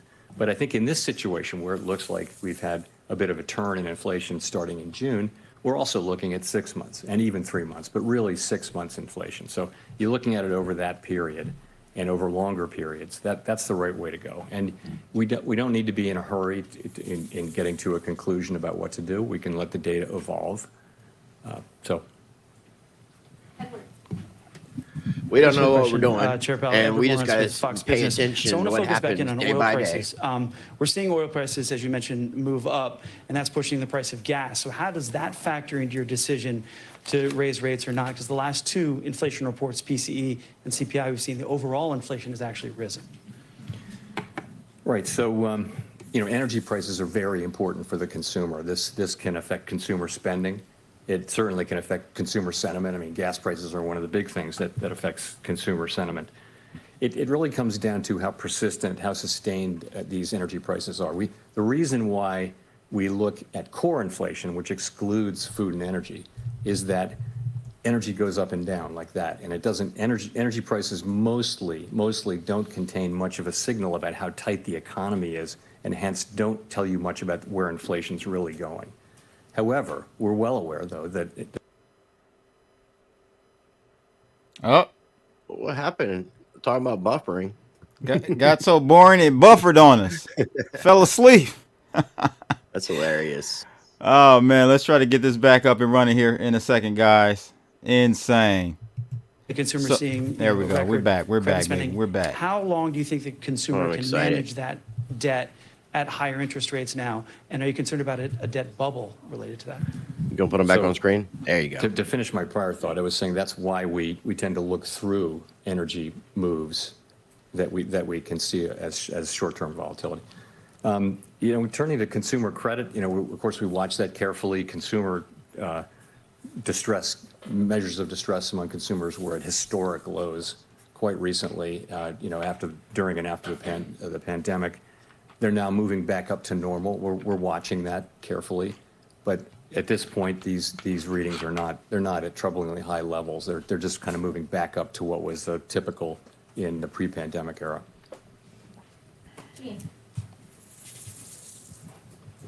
Hi, Jean Young with M&I Market News. Yields along the Treasury curve have risen to their highest in years. What is the Fed's view about what's been driving that increase in recent weeks, and how much of it can be attributed to macro explanations and how much to technical factors? So you're right. Rates have moved up significantly. I think it's always hard to say precisely, but most people do a common decomposition of the increase, and the view will be it's not mostly about inflation expectations. It's mostly about other things. Either term premium or real yields, and it's hard to be precise about this. Of course, everyone's got models that'll give you a very precise answer, but they give you different answers. But essentially, they're moving up because it's not because of inflation. It's because it'll probably have something to do with stronger growth. I would say more supply of treasuries. The common explanations that you hear in the markets kind of make sense.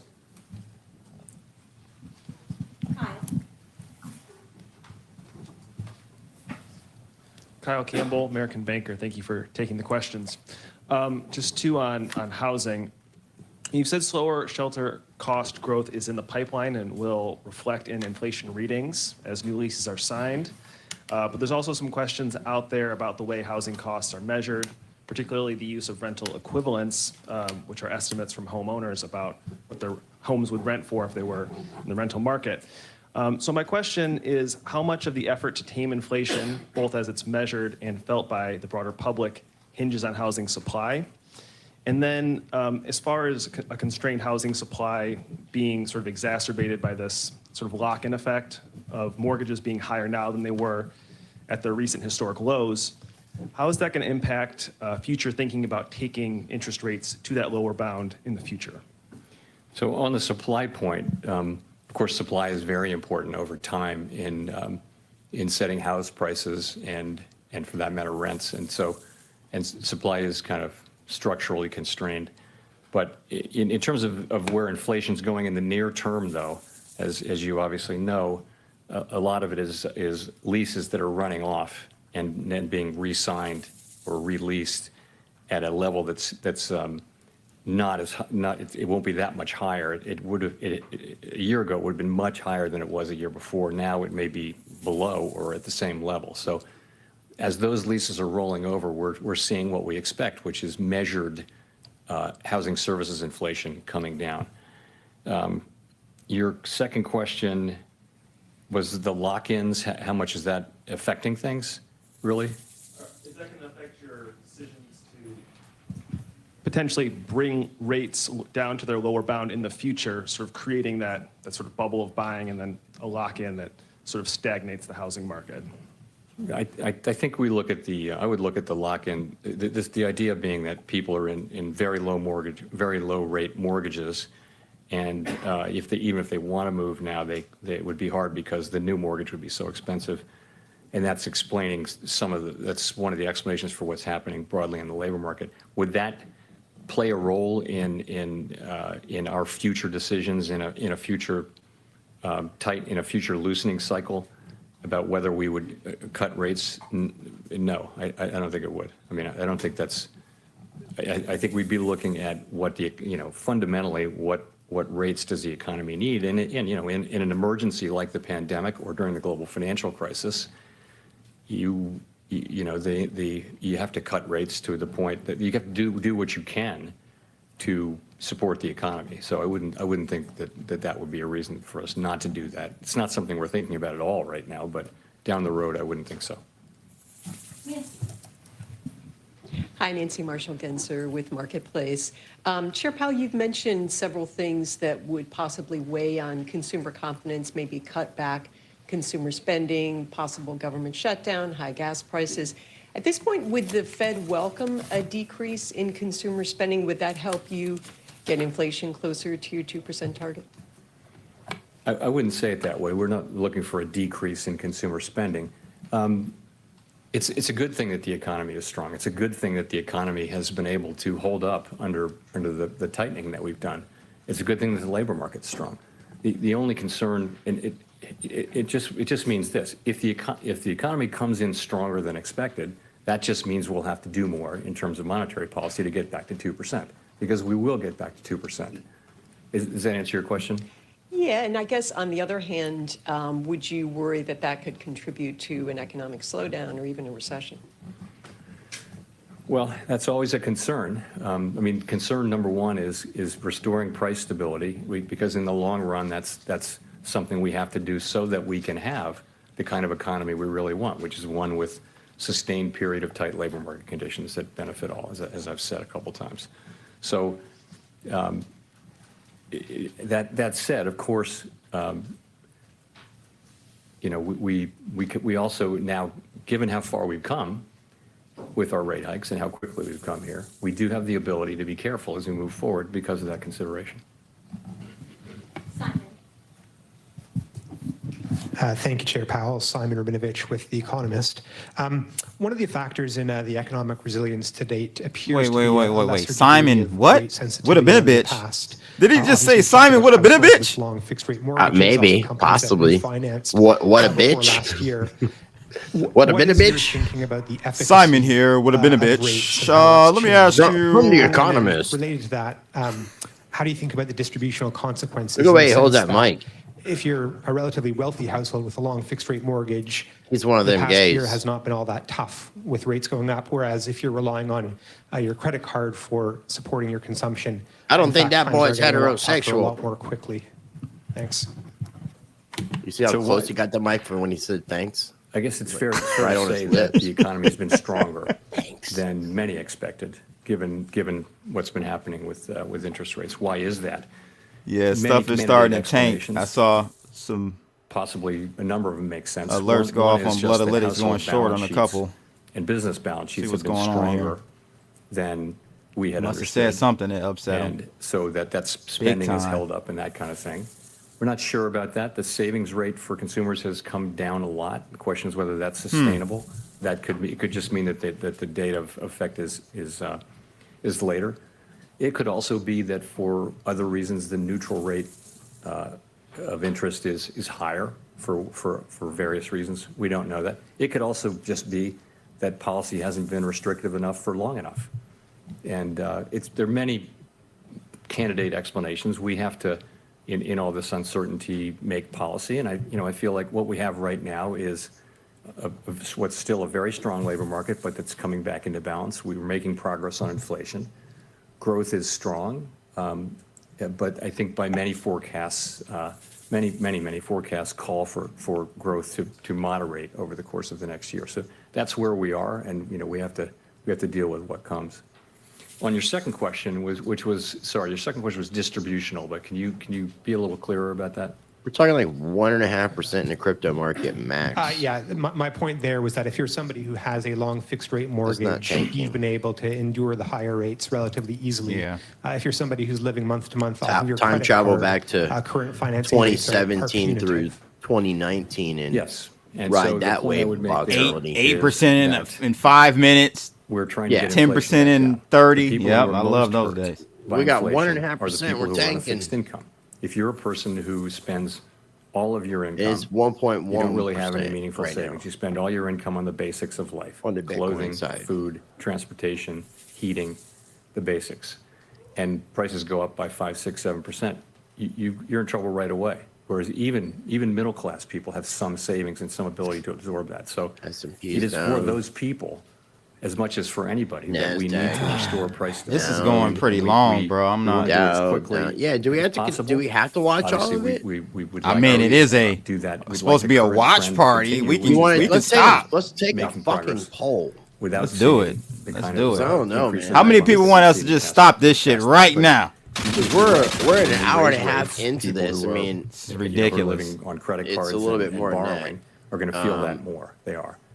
And of course, people with So- Yeah, let us savings. hit a 1 if you want us to pause like he did. Hit a 2 if you want us to we can let continue. it play in the background and do some other Okay, stuff. everyone's saying stop. All right, we're just gonna stop it, ladies and gents. We're gonna go ahead and stop it. Yeah, because that was not entertaining at all. I think At we all. might have lost viewers that tuned Exactly. in because of that. Man, Shadow stats is something I definitely encourage people to check out because this is going to give you a little bit more of the actuality as far as inflation numbers. And this is the red line is your official, the yellow line is your experimental, and the blue line is from Shadow Stats, based off the old way of being able to measure inflation. So as you can see, like they're saying around 4% with the official, whereas here on Shadow Stats is putting it more like 7.75% roughly. And that's for the consumer inflation. And if we look at the other, the alternate, what's the difference in between these two charts? One's year-to-year change, one's CPI year-to-year change. Okay, so this one, the red line is the CPU or the CPI index, and that's reading about 4-ish maybe percent, and the blue line is the SGS alternative, and that's reading about 12%. So I encourage you guys to check this out. Also, I notated to Blood that we had just crossed over the awesome number of $33 trillion of U.S. national debt. Round of applause for that. You should be proud of that as an American Yes. citizen. You get to be partaking in that debt. So as soon as you How become much does each of us owe? It should say it on there. It does. Let me see here. Tax debt per taxpayer, 254, basically 255,000. Okay, round of applause, guys. Per citizen, Round of applause. it's 99,000. Per taxpayer, it's 255,000. So be proud of yourself as an American. You just accumulated more debt, And you know, There you go. I'm gonna use my white man voice on that one. Great job, buddy. Great job. This has been off for quite a while, but they don't give the dollar to oil ratio. They don't give the dollar to silver ratio, dollar to gold. It's very interesting. Not quite sure. It's been like that for a while, so I'm not really sure what's going on with that. But yeah, officially crossing over the 33 trillion. And then we had Susie Gemini, I think, mentioned the eclipse that's coming up in October, Saturday, October 14th. I'm going to be trying to get Waters Above back on the channel and talk about these events coming up. But this one is an annular solar eclipse that you guys can check out. But then what's coming up is, let's see here. So October 14th is the solar eclipse, but April 8th, 2024 is a total solar eclipse. And that's going to be pretty fucking interesting because I believe this is going to be visible for us here in the United States. Yeah. So it'll be across North America, passing over Mexico, the United States, and Canada. A total solar eclipse happens when the moon passes between the sun and the earth, blah, blah, blah. So that'll be pretty interesting. And these things definitely have effects on the market. Waters Above talks about it. And in addition, Marin Altman, that's one of her things too, as well. Mm-hmm. You know, so there's definitely, and we hear the term of, you know, a lot of rich people using, you know, it's not millionaires that use astrologers, it's billionaires or something like that. I'm paraphrasing it. Yeah. Hey, I mean, I don't know, man. I believe in it. I just don't follow it like I probably should. But I'm not a non-believer at all, to say the least. But no, and if you look at a lot of the moon cycle activity and you compare it to charts, you could see, because it's like everything is harmonics and cycles and Fibonacci sequence. Yep. There's nothing new under the sun. It's just these things can translate in so many different other ways, Correct. which is really crazy to think about, but it's pretty simulation, man. So just to finish up, man, on the BitBoy situation, he's asking for money. He got money over, I want to say like 70,000 at this point, right? It's almost 37 ETH. 37 ETH at this point. Just in that, and that, you know, some people are saying that he's telling people to tether 3,500 in USDC. Yeah, some people were saying that he said in today's stream that anyone that goes on around the blockchain should be unfollowed. I don't know if that was able to be verified. Did you hear him say that? He didn't say anybody that goes on around the blockchain, but I think he was insinuating that anybody that's going on their channels is supporting them. So, and he doesn't want to have that crossover. So that's where I reached out to him, because I'm going to also, and if anybody from the Hit Network is watching this, you know, and when we go on around a blockchain and we do our introductions, I'm just going to make it very clear that I'm not taking sides with anybody in this fight till I know more information. I'm not this has nothing to do with me. But if Ben's going to, I need to learn more information. But if Ben's going to say that he's not going to associate with me or you because we've made appearances on around the blockchain, that would be really fucking petty. Very much so, especially with the limited amount of information we know at this point. It would be very different if we were on the show trashing, if we were on his old channel trashing him, or on around the blockchain trashing him. That would make sense. Even what we said today isn't anything that I haven't already said to Ben directly. So your real friends keep it real with you. So that's probably where he went wrong. He had a whole bunch of yes men and women around him. Asking for money isn't necessarily being a humble guy. Asking for money is, you know, I think he's being sarcastic. I think Mr. Sequila's being sarcastic. Hopefully he's being sarcastic. Yeah, he is. And I just didn't get it. Yeah, he is. I know Mr. Sequila. So now I can fill his gas tank. Well, he's talking about working out the stake sponsorship back out on his channel, and I'm sure it's not going to be $1 million a month, but hey, but listen, he wants AJ and Frankie Candles to come to his side. He wants to give full ownership of Frankie Candles to Frankie Candles, because Frankie Candles only has partial ownership of his own channel. But how can he do that when he's no longer part of Hit Network, or I guess frozen he's out? talking about I believe he's going to be successful in his lawsuit. But I don't necessarily know the specifics enough to say who would be successful. But if he signed a contract and everything was property of the company, then anybody within a company can liquidate things. And Ben does want the BitBoy crypto brand back. So BitBoy is not dead. I guess hashtag BitBoy is not dead. You're right, man. Mr. Flip Flopper. You gave him a name. He could be It's been BitBoy going zombie. back and forth. BitBoy crypto zombie. Or BitBoy Dolph. I mean, it's just Flipper. It's crazy. Flipper. Flip flop crypto. Flip flop crypto. I don't know, bro. All I know is that I hope he doesn't take that position with people like us who've known him for years. No, other than that, for us mental health. for us going on around the blockchain with the limited amount of data and info we have. I'm not ready to make that move. So I will be on around the blockchain today, ladies and gentlemen, at 5 p.m. 5 o'clock until we get more information. And no, but I am going to be digging. I'm going to be digging hard after Okay. this. I'm going to be talking to TJ, and I'm going to tell TJ that I want to talk with him, and I'm going to pause any appearances I have until me and him actually have a conversation. He can fill me in on what's going on. I want to have a conversation with Ben. I'm not going to be recording these things. I want to have a better, fuller understanding. And by the way, shout out to the bum. The bitch assness that the one guy, I guess that Ben knew personally, that recorded the conversation and put it out on Twitter. Put it out on Twitter. Very, very bitch made move right there. Round of applause for him. No good. That's all clout chasing right there, ladies and gentlemen. No way. Definitely wasn't cool. Not cool at all. At the setup. Not cool at all. You know, and that's where I'm saying, if like these people contacted Ben's wife and they've threatened, and people have threatened him, like threatened his life, that's taking his shit too far.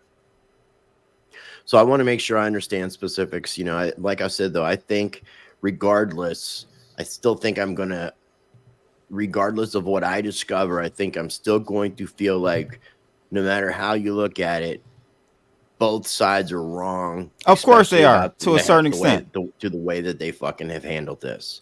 Two wrongs don't make a right.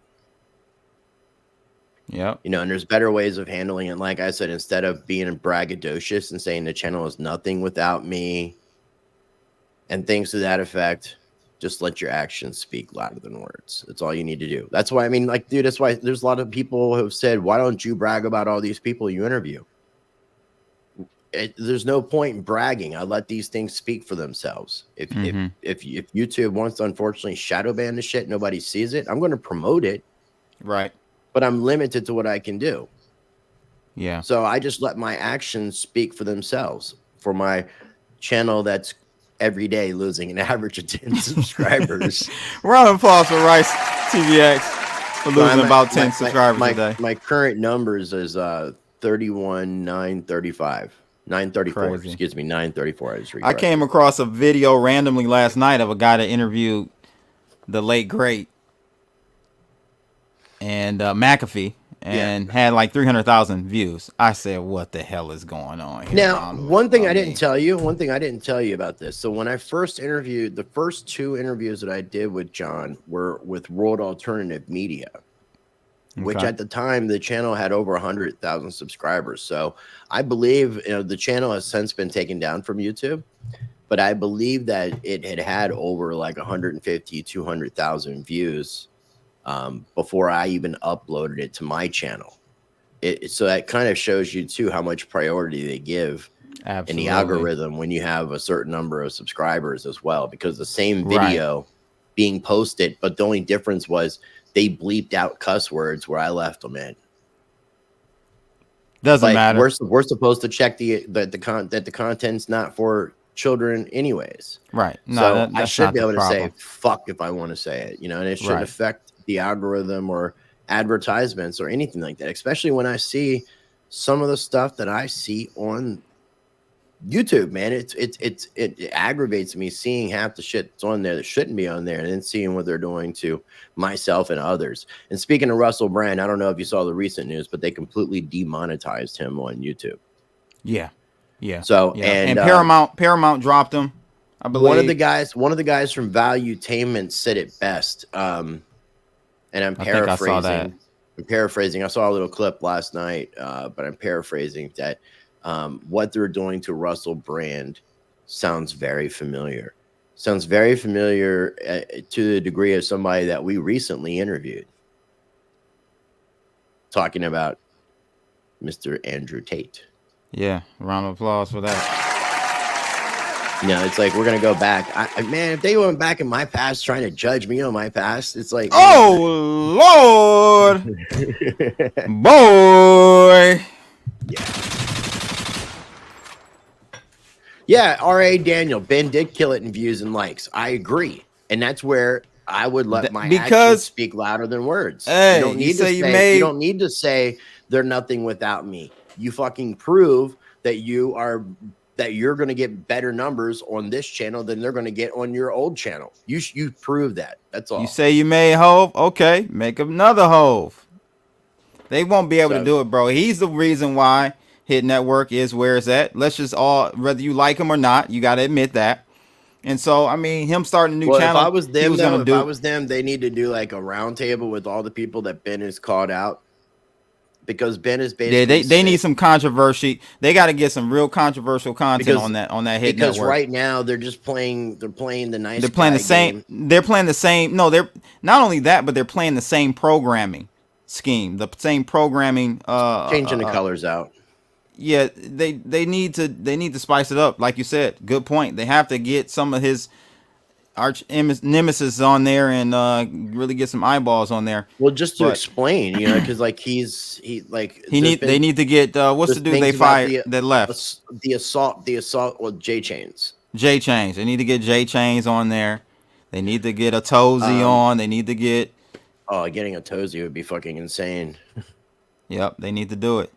But write us a check. But even them just like trying to defend like what Ben has said, because like he's made it like Tim, the guy that they brought in over the past few months, they made it like he was privy to all this information that was going on behind the scenes and was doing this so he could get a spot on the channel.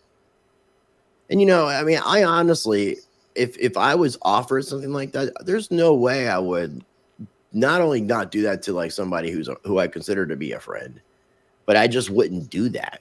I don't feel like ethically. I'd have to get a nice paycheck to be a host on some other channel.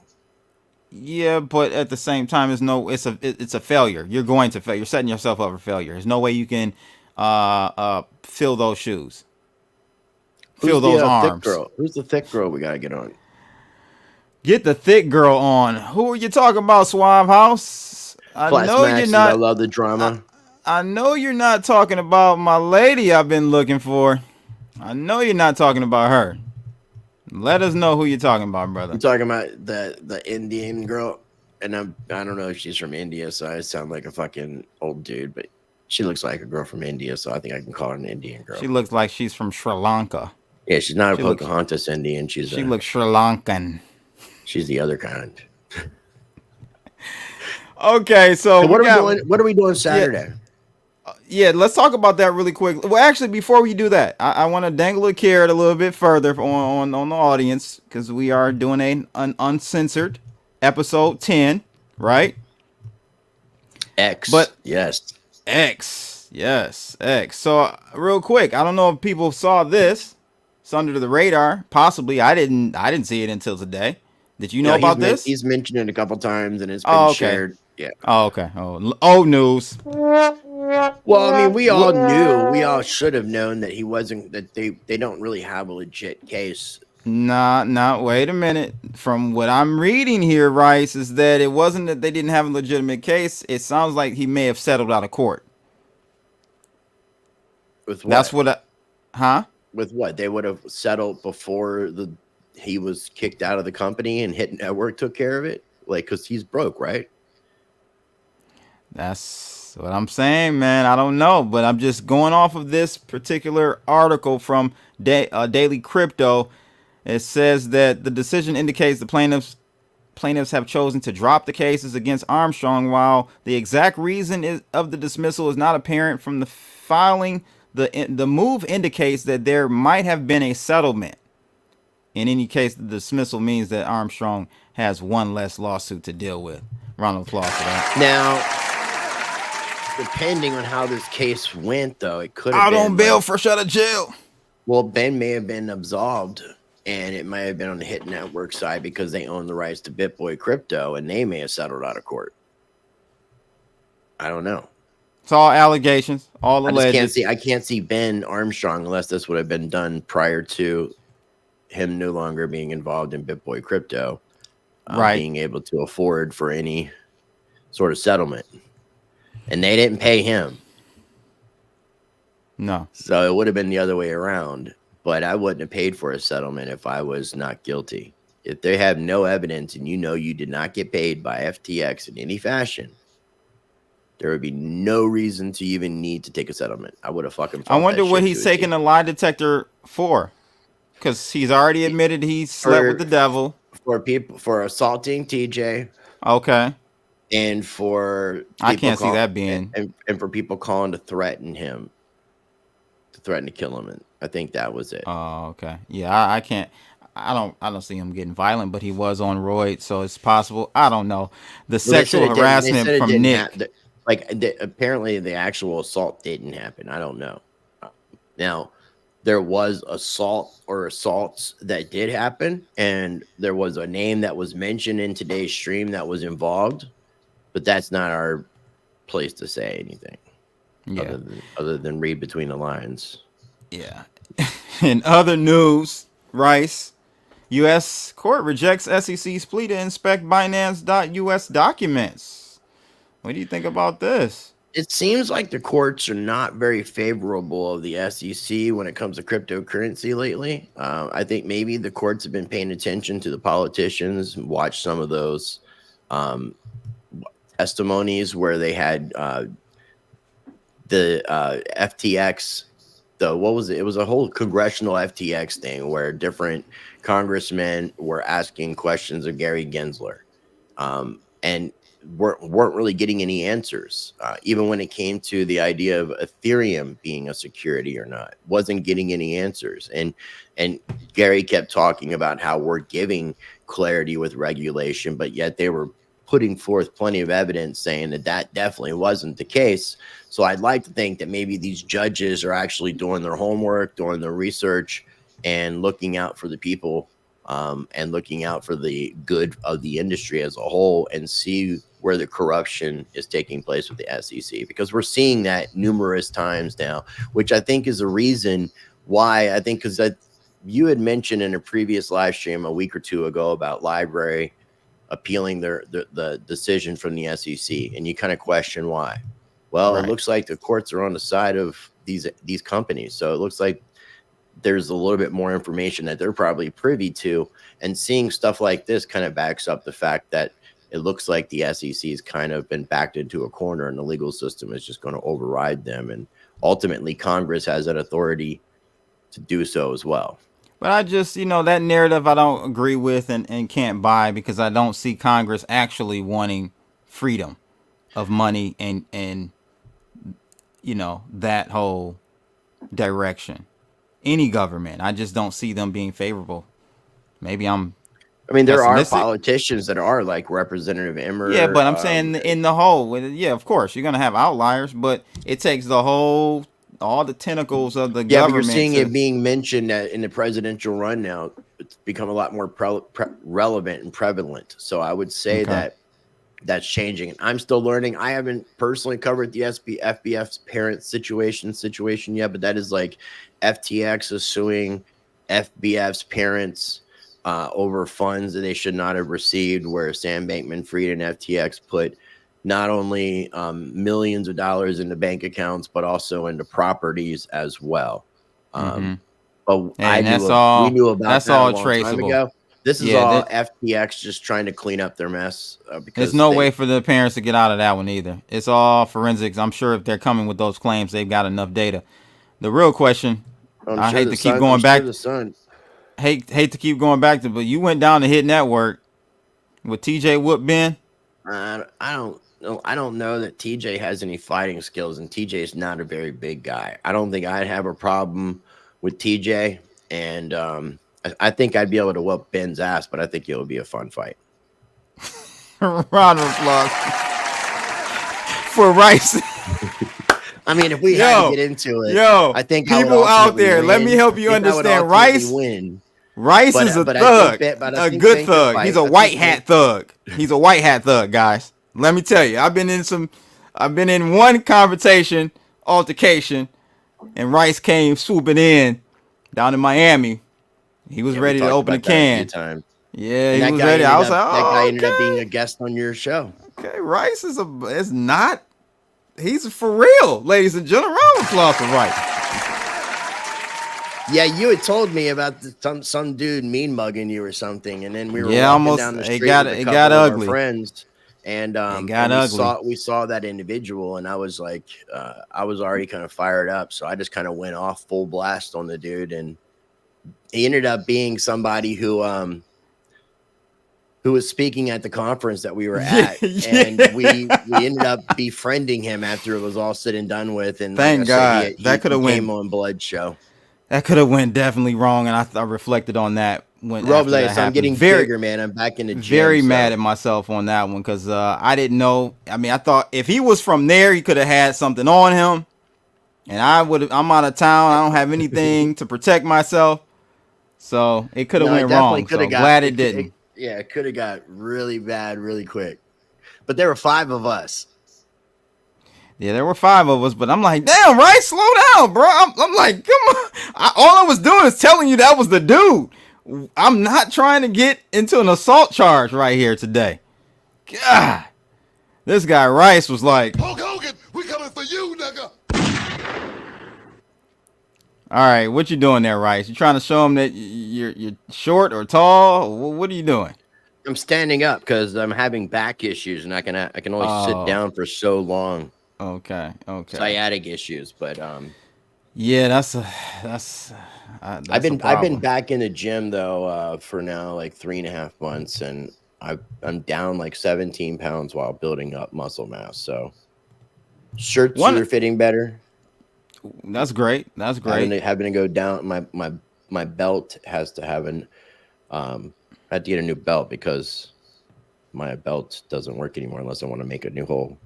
That's a good thing. That's a good problem to have. Yeah, absolutely. The other thing the last little topic really quickly I wanted to get your opinion on was Grayscale filing for a new Ethereum futures ETF. So they're going at it again, man. Who's going to push through, do you think? It's going to be BlackRock, the first one, or who? Yeah, but go back up because this is just a futures. This is not spot. This is not spot. It's correct. So it's just another way to manipulate the price.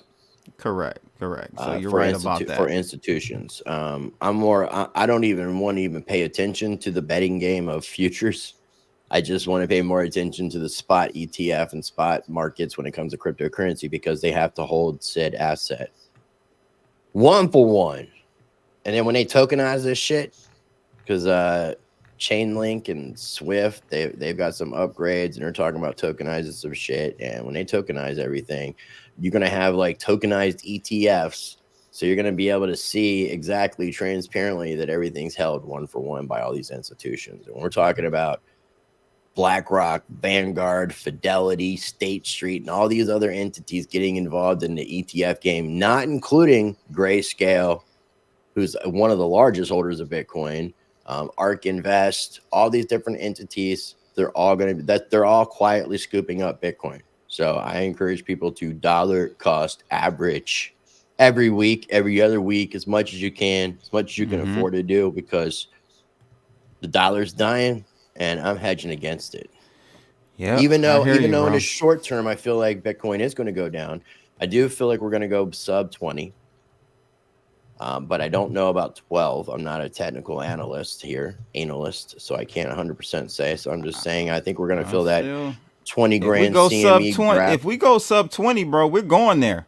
There's no way. That's a long way down. If we go all the way to if we go below 20, then we're going to 12. In my opinion, 27, that would be what 6, 7. That would be like what 30% to bring us down. Which is not unheard of. It's not out of the and I don't really see us going below the 15.5 area.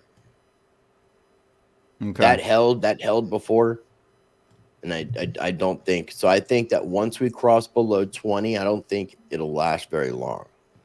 So let me bring up my chart one more time. We're going to be crab walking under 20. In my opinion. Before we wrap up and talk about Uncensored episode X coming up this weekend, I do want to just bring this chart up again. So this is where we are, guys. I did add the 50 moving and 200 moving, which is the orange one. And we had a death cross, which means 50 crosses below 200. That happened on 9/11.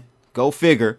And I was saying in a tweet a day or two ago, we have to get back above the water. Once you have that death cross, you only got a few days, maybe a week or so to be below it before it kind of pretty much seals the deal for a lower low.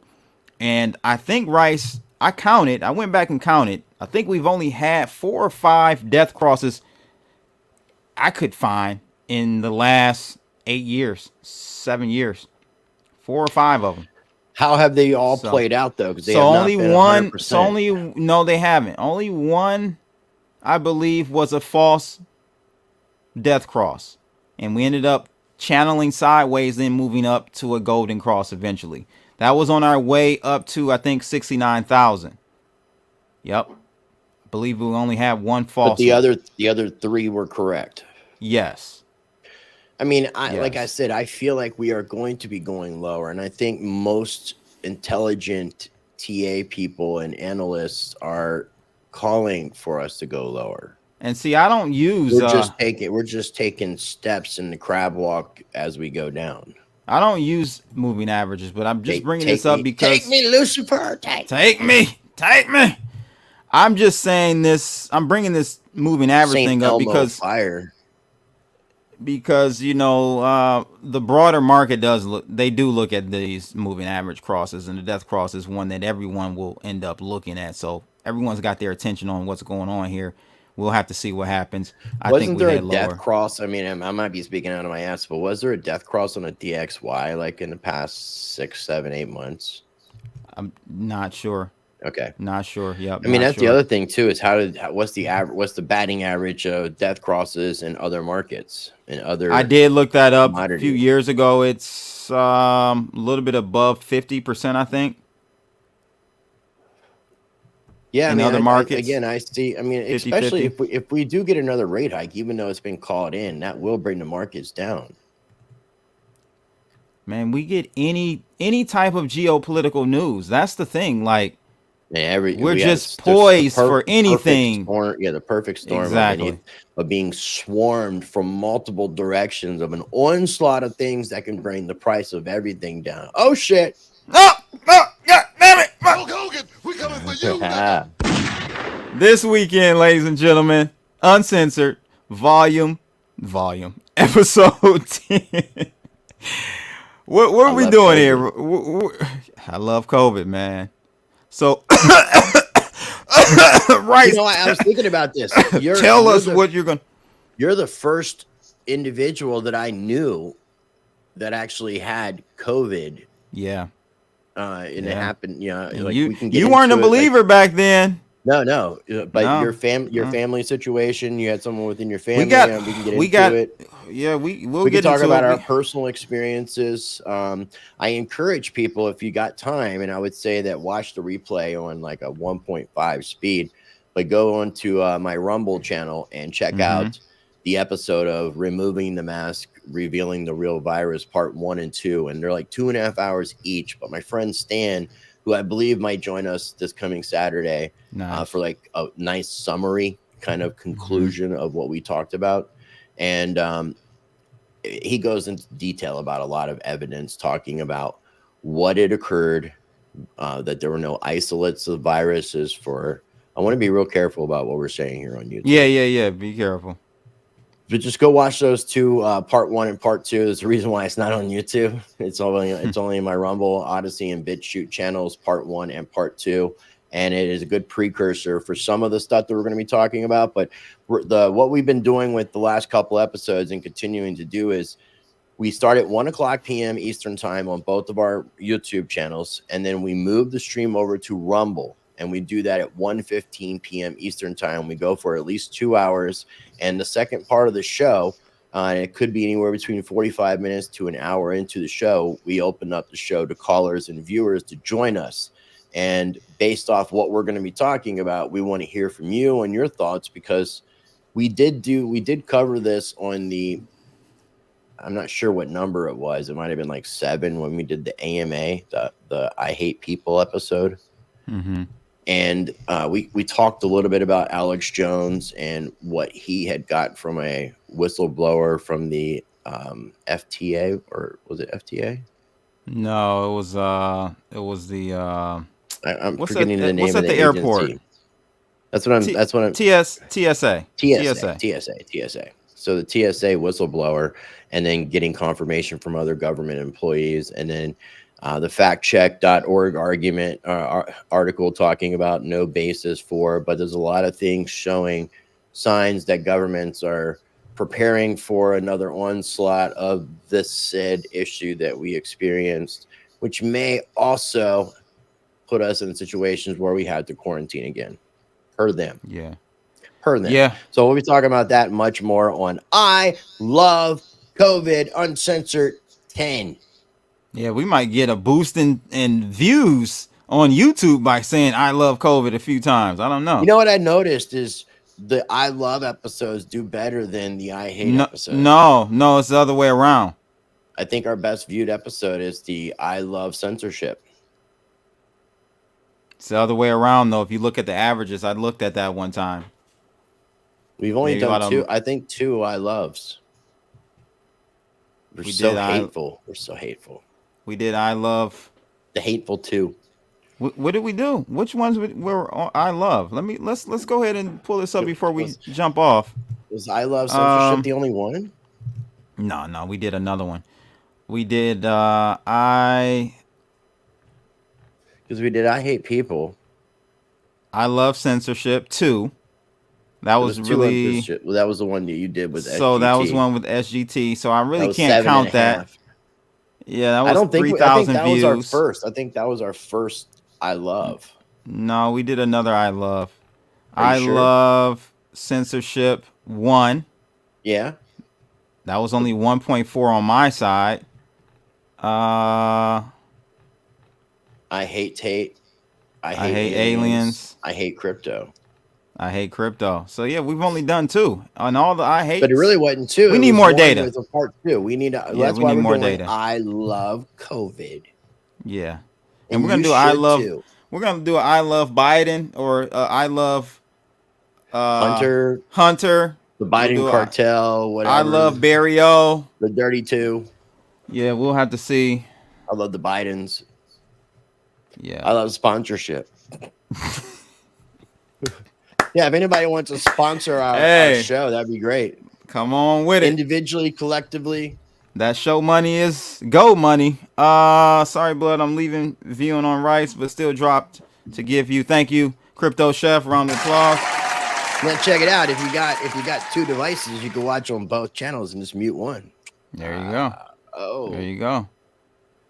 Too much Bring traffic. back COVID. So those are the good old days. Yeah, that is very true. Very true. That pretty much wraps it up for us today, guys. Again, Rice and I coincidentally will be on Around the Blockchain today at 5 p.m. Eastern Standard Time. We're going to be come over talking and join about us. Neuralink human trials, Layer 0, and Chainlink. Okay. And crypto CEO and cocaine. What's this about? Who is this? I'm not sure. What are your Bitcoin? With the questions, what are your Bitcoin Miami experiences like? What are your thoughts on this story? Is Brad just looking for a payday since he was fired? Does finance have a toxic culture? I would say that rich people love cocaine. Yeah. And the U.S. is the number one consumer of cocaine, by the way. There's a lot of like cannabis users at the conferences. Lots of cannabis users. In fact, there were so many cannabis users at Consensus 2019 at the Hilton Hotel in New York City that they called the police and they did like a straight up like a riot squad fucking coming down and like ending all the peaceful potheads from smoking in front of the Paris or the Paris Hilton, the Hilton Hotel.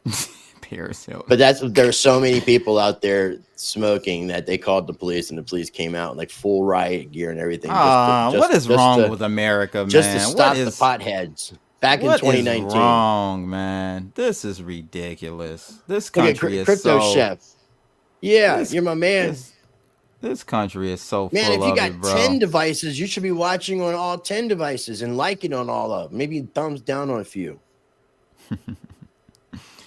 So go follow Rice, guys, if you Follow haven't. Blood.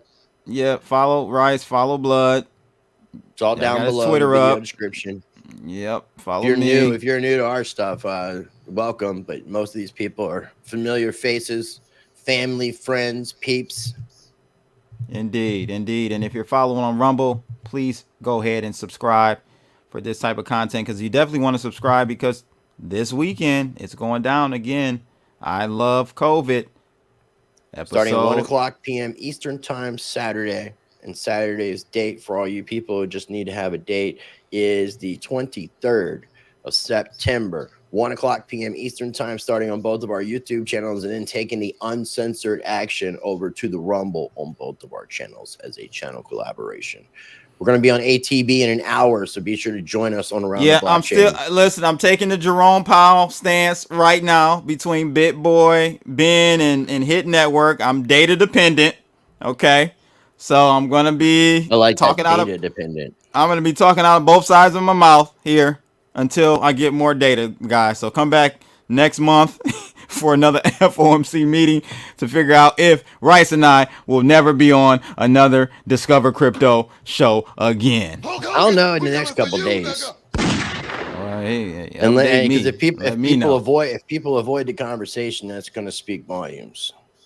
Yeah, I hear that. I've known these guys since 2018, some of them 2017. So we go back, just like me and you go back, and there's no reason not to keep it real. Me and you keep it real. You've never blown smoke up my ass. You've always kept it real with me, man. I expect nothing less. Right. I agree. Until next time, guys, we out of here. Holla. Holla. Keep that cliff high on. Stacking my coin, stacking my coin, stacking my coin, stacking my coin. Bitcoin, Litecoin, Ethereum, cash. Bitcoin, Litecoin, Ethereum, cash. Stacking my coin, stacking my coin, stacking my coin, stacking my coin. Bitcoin, Litecoin, Ethereum, cash.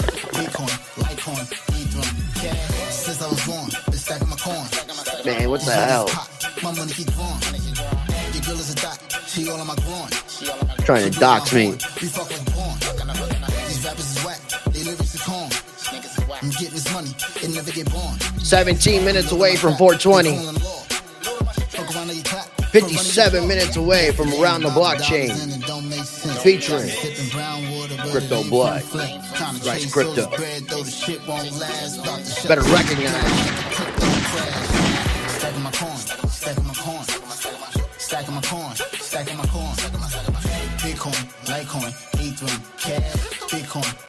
Fuck it. Do it live. I'll write it and we'll do it live. Okay. Ready? Fucking thing sucks. We'll do it live. Okay.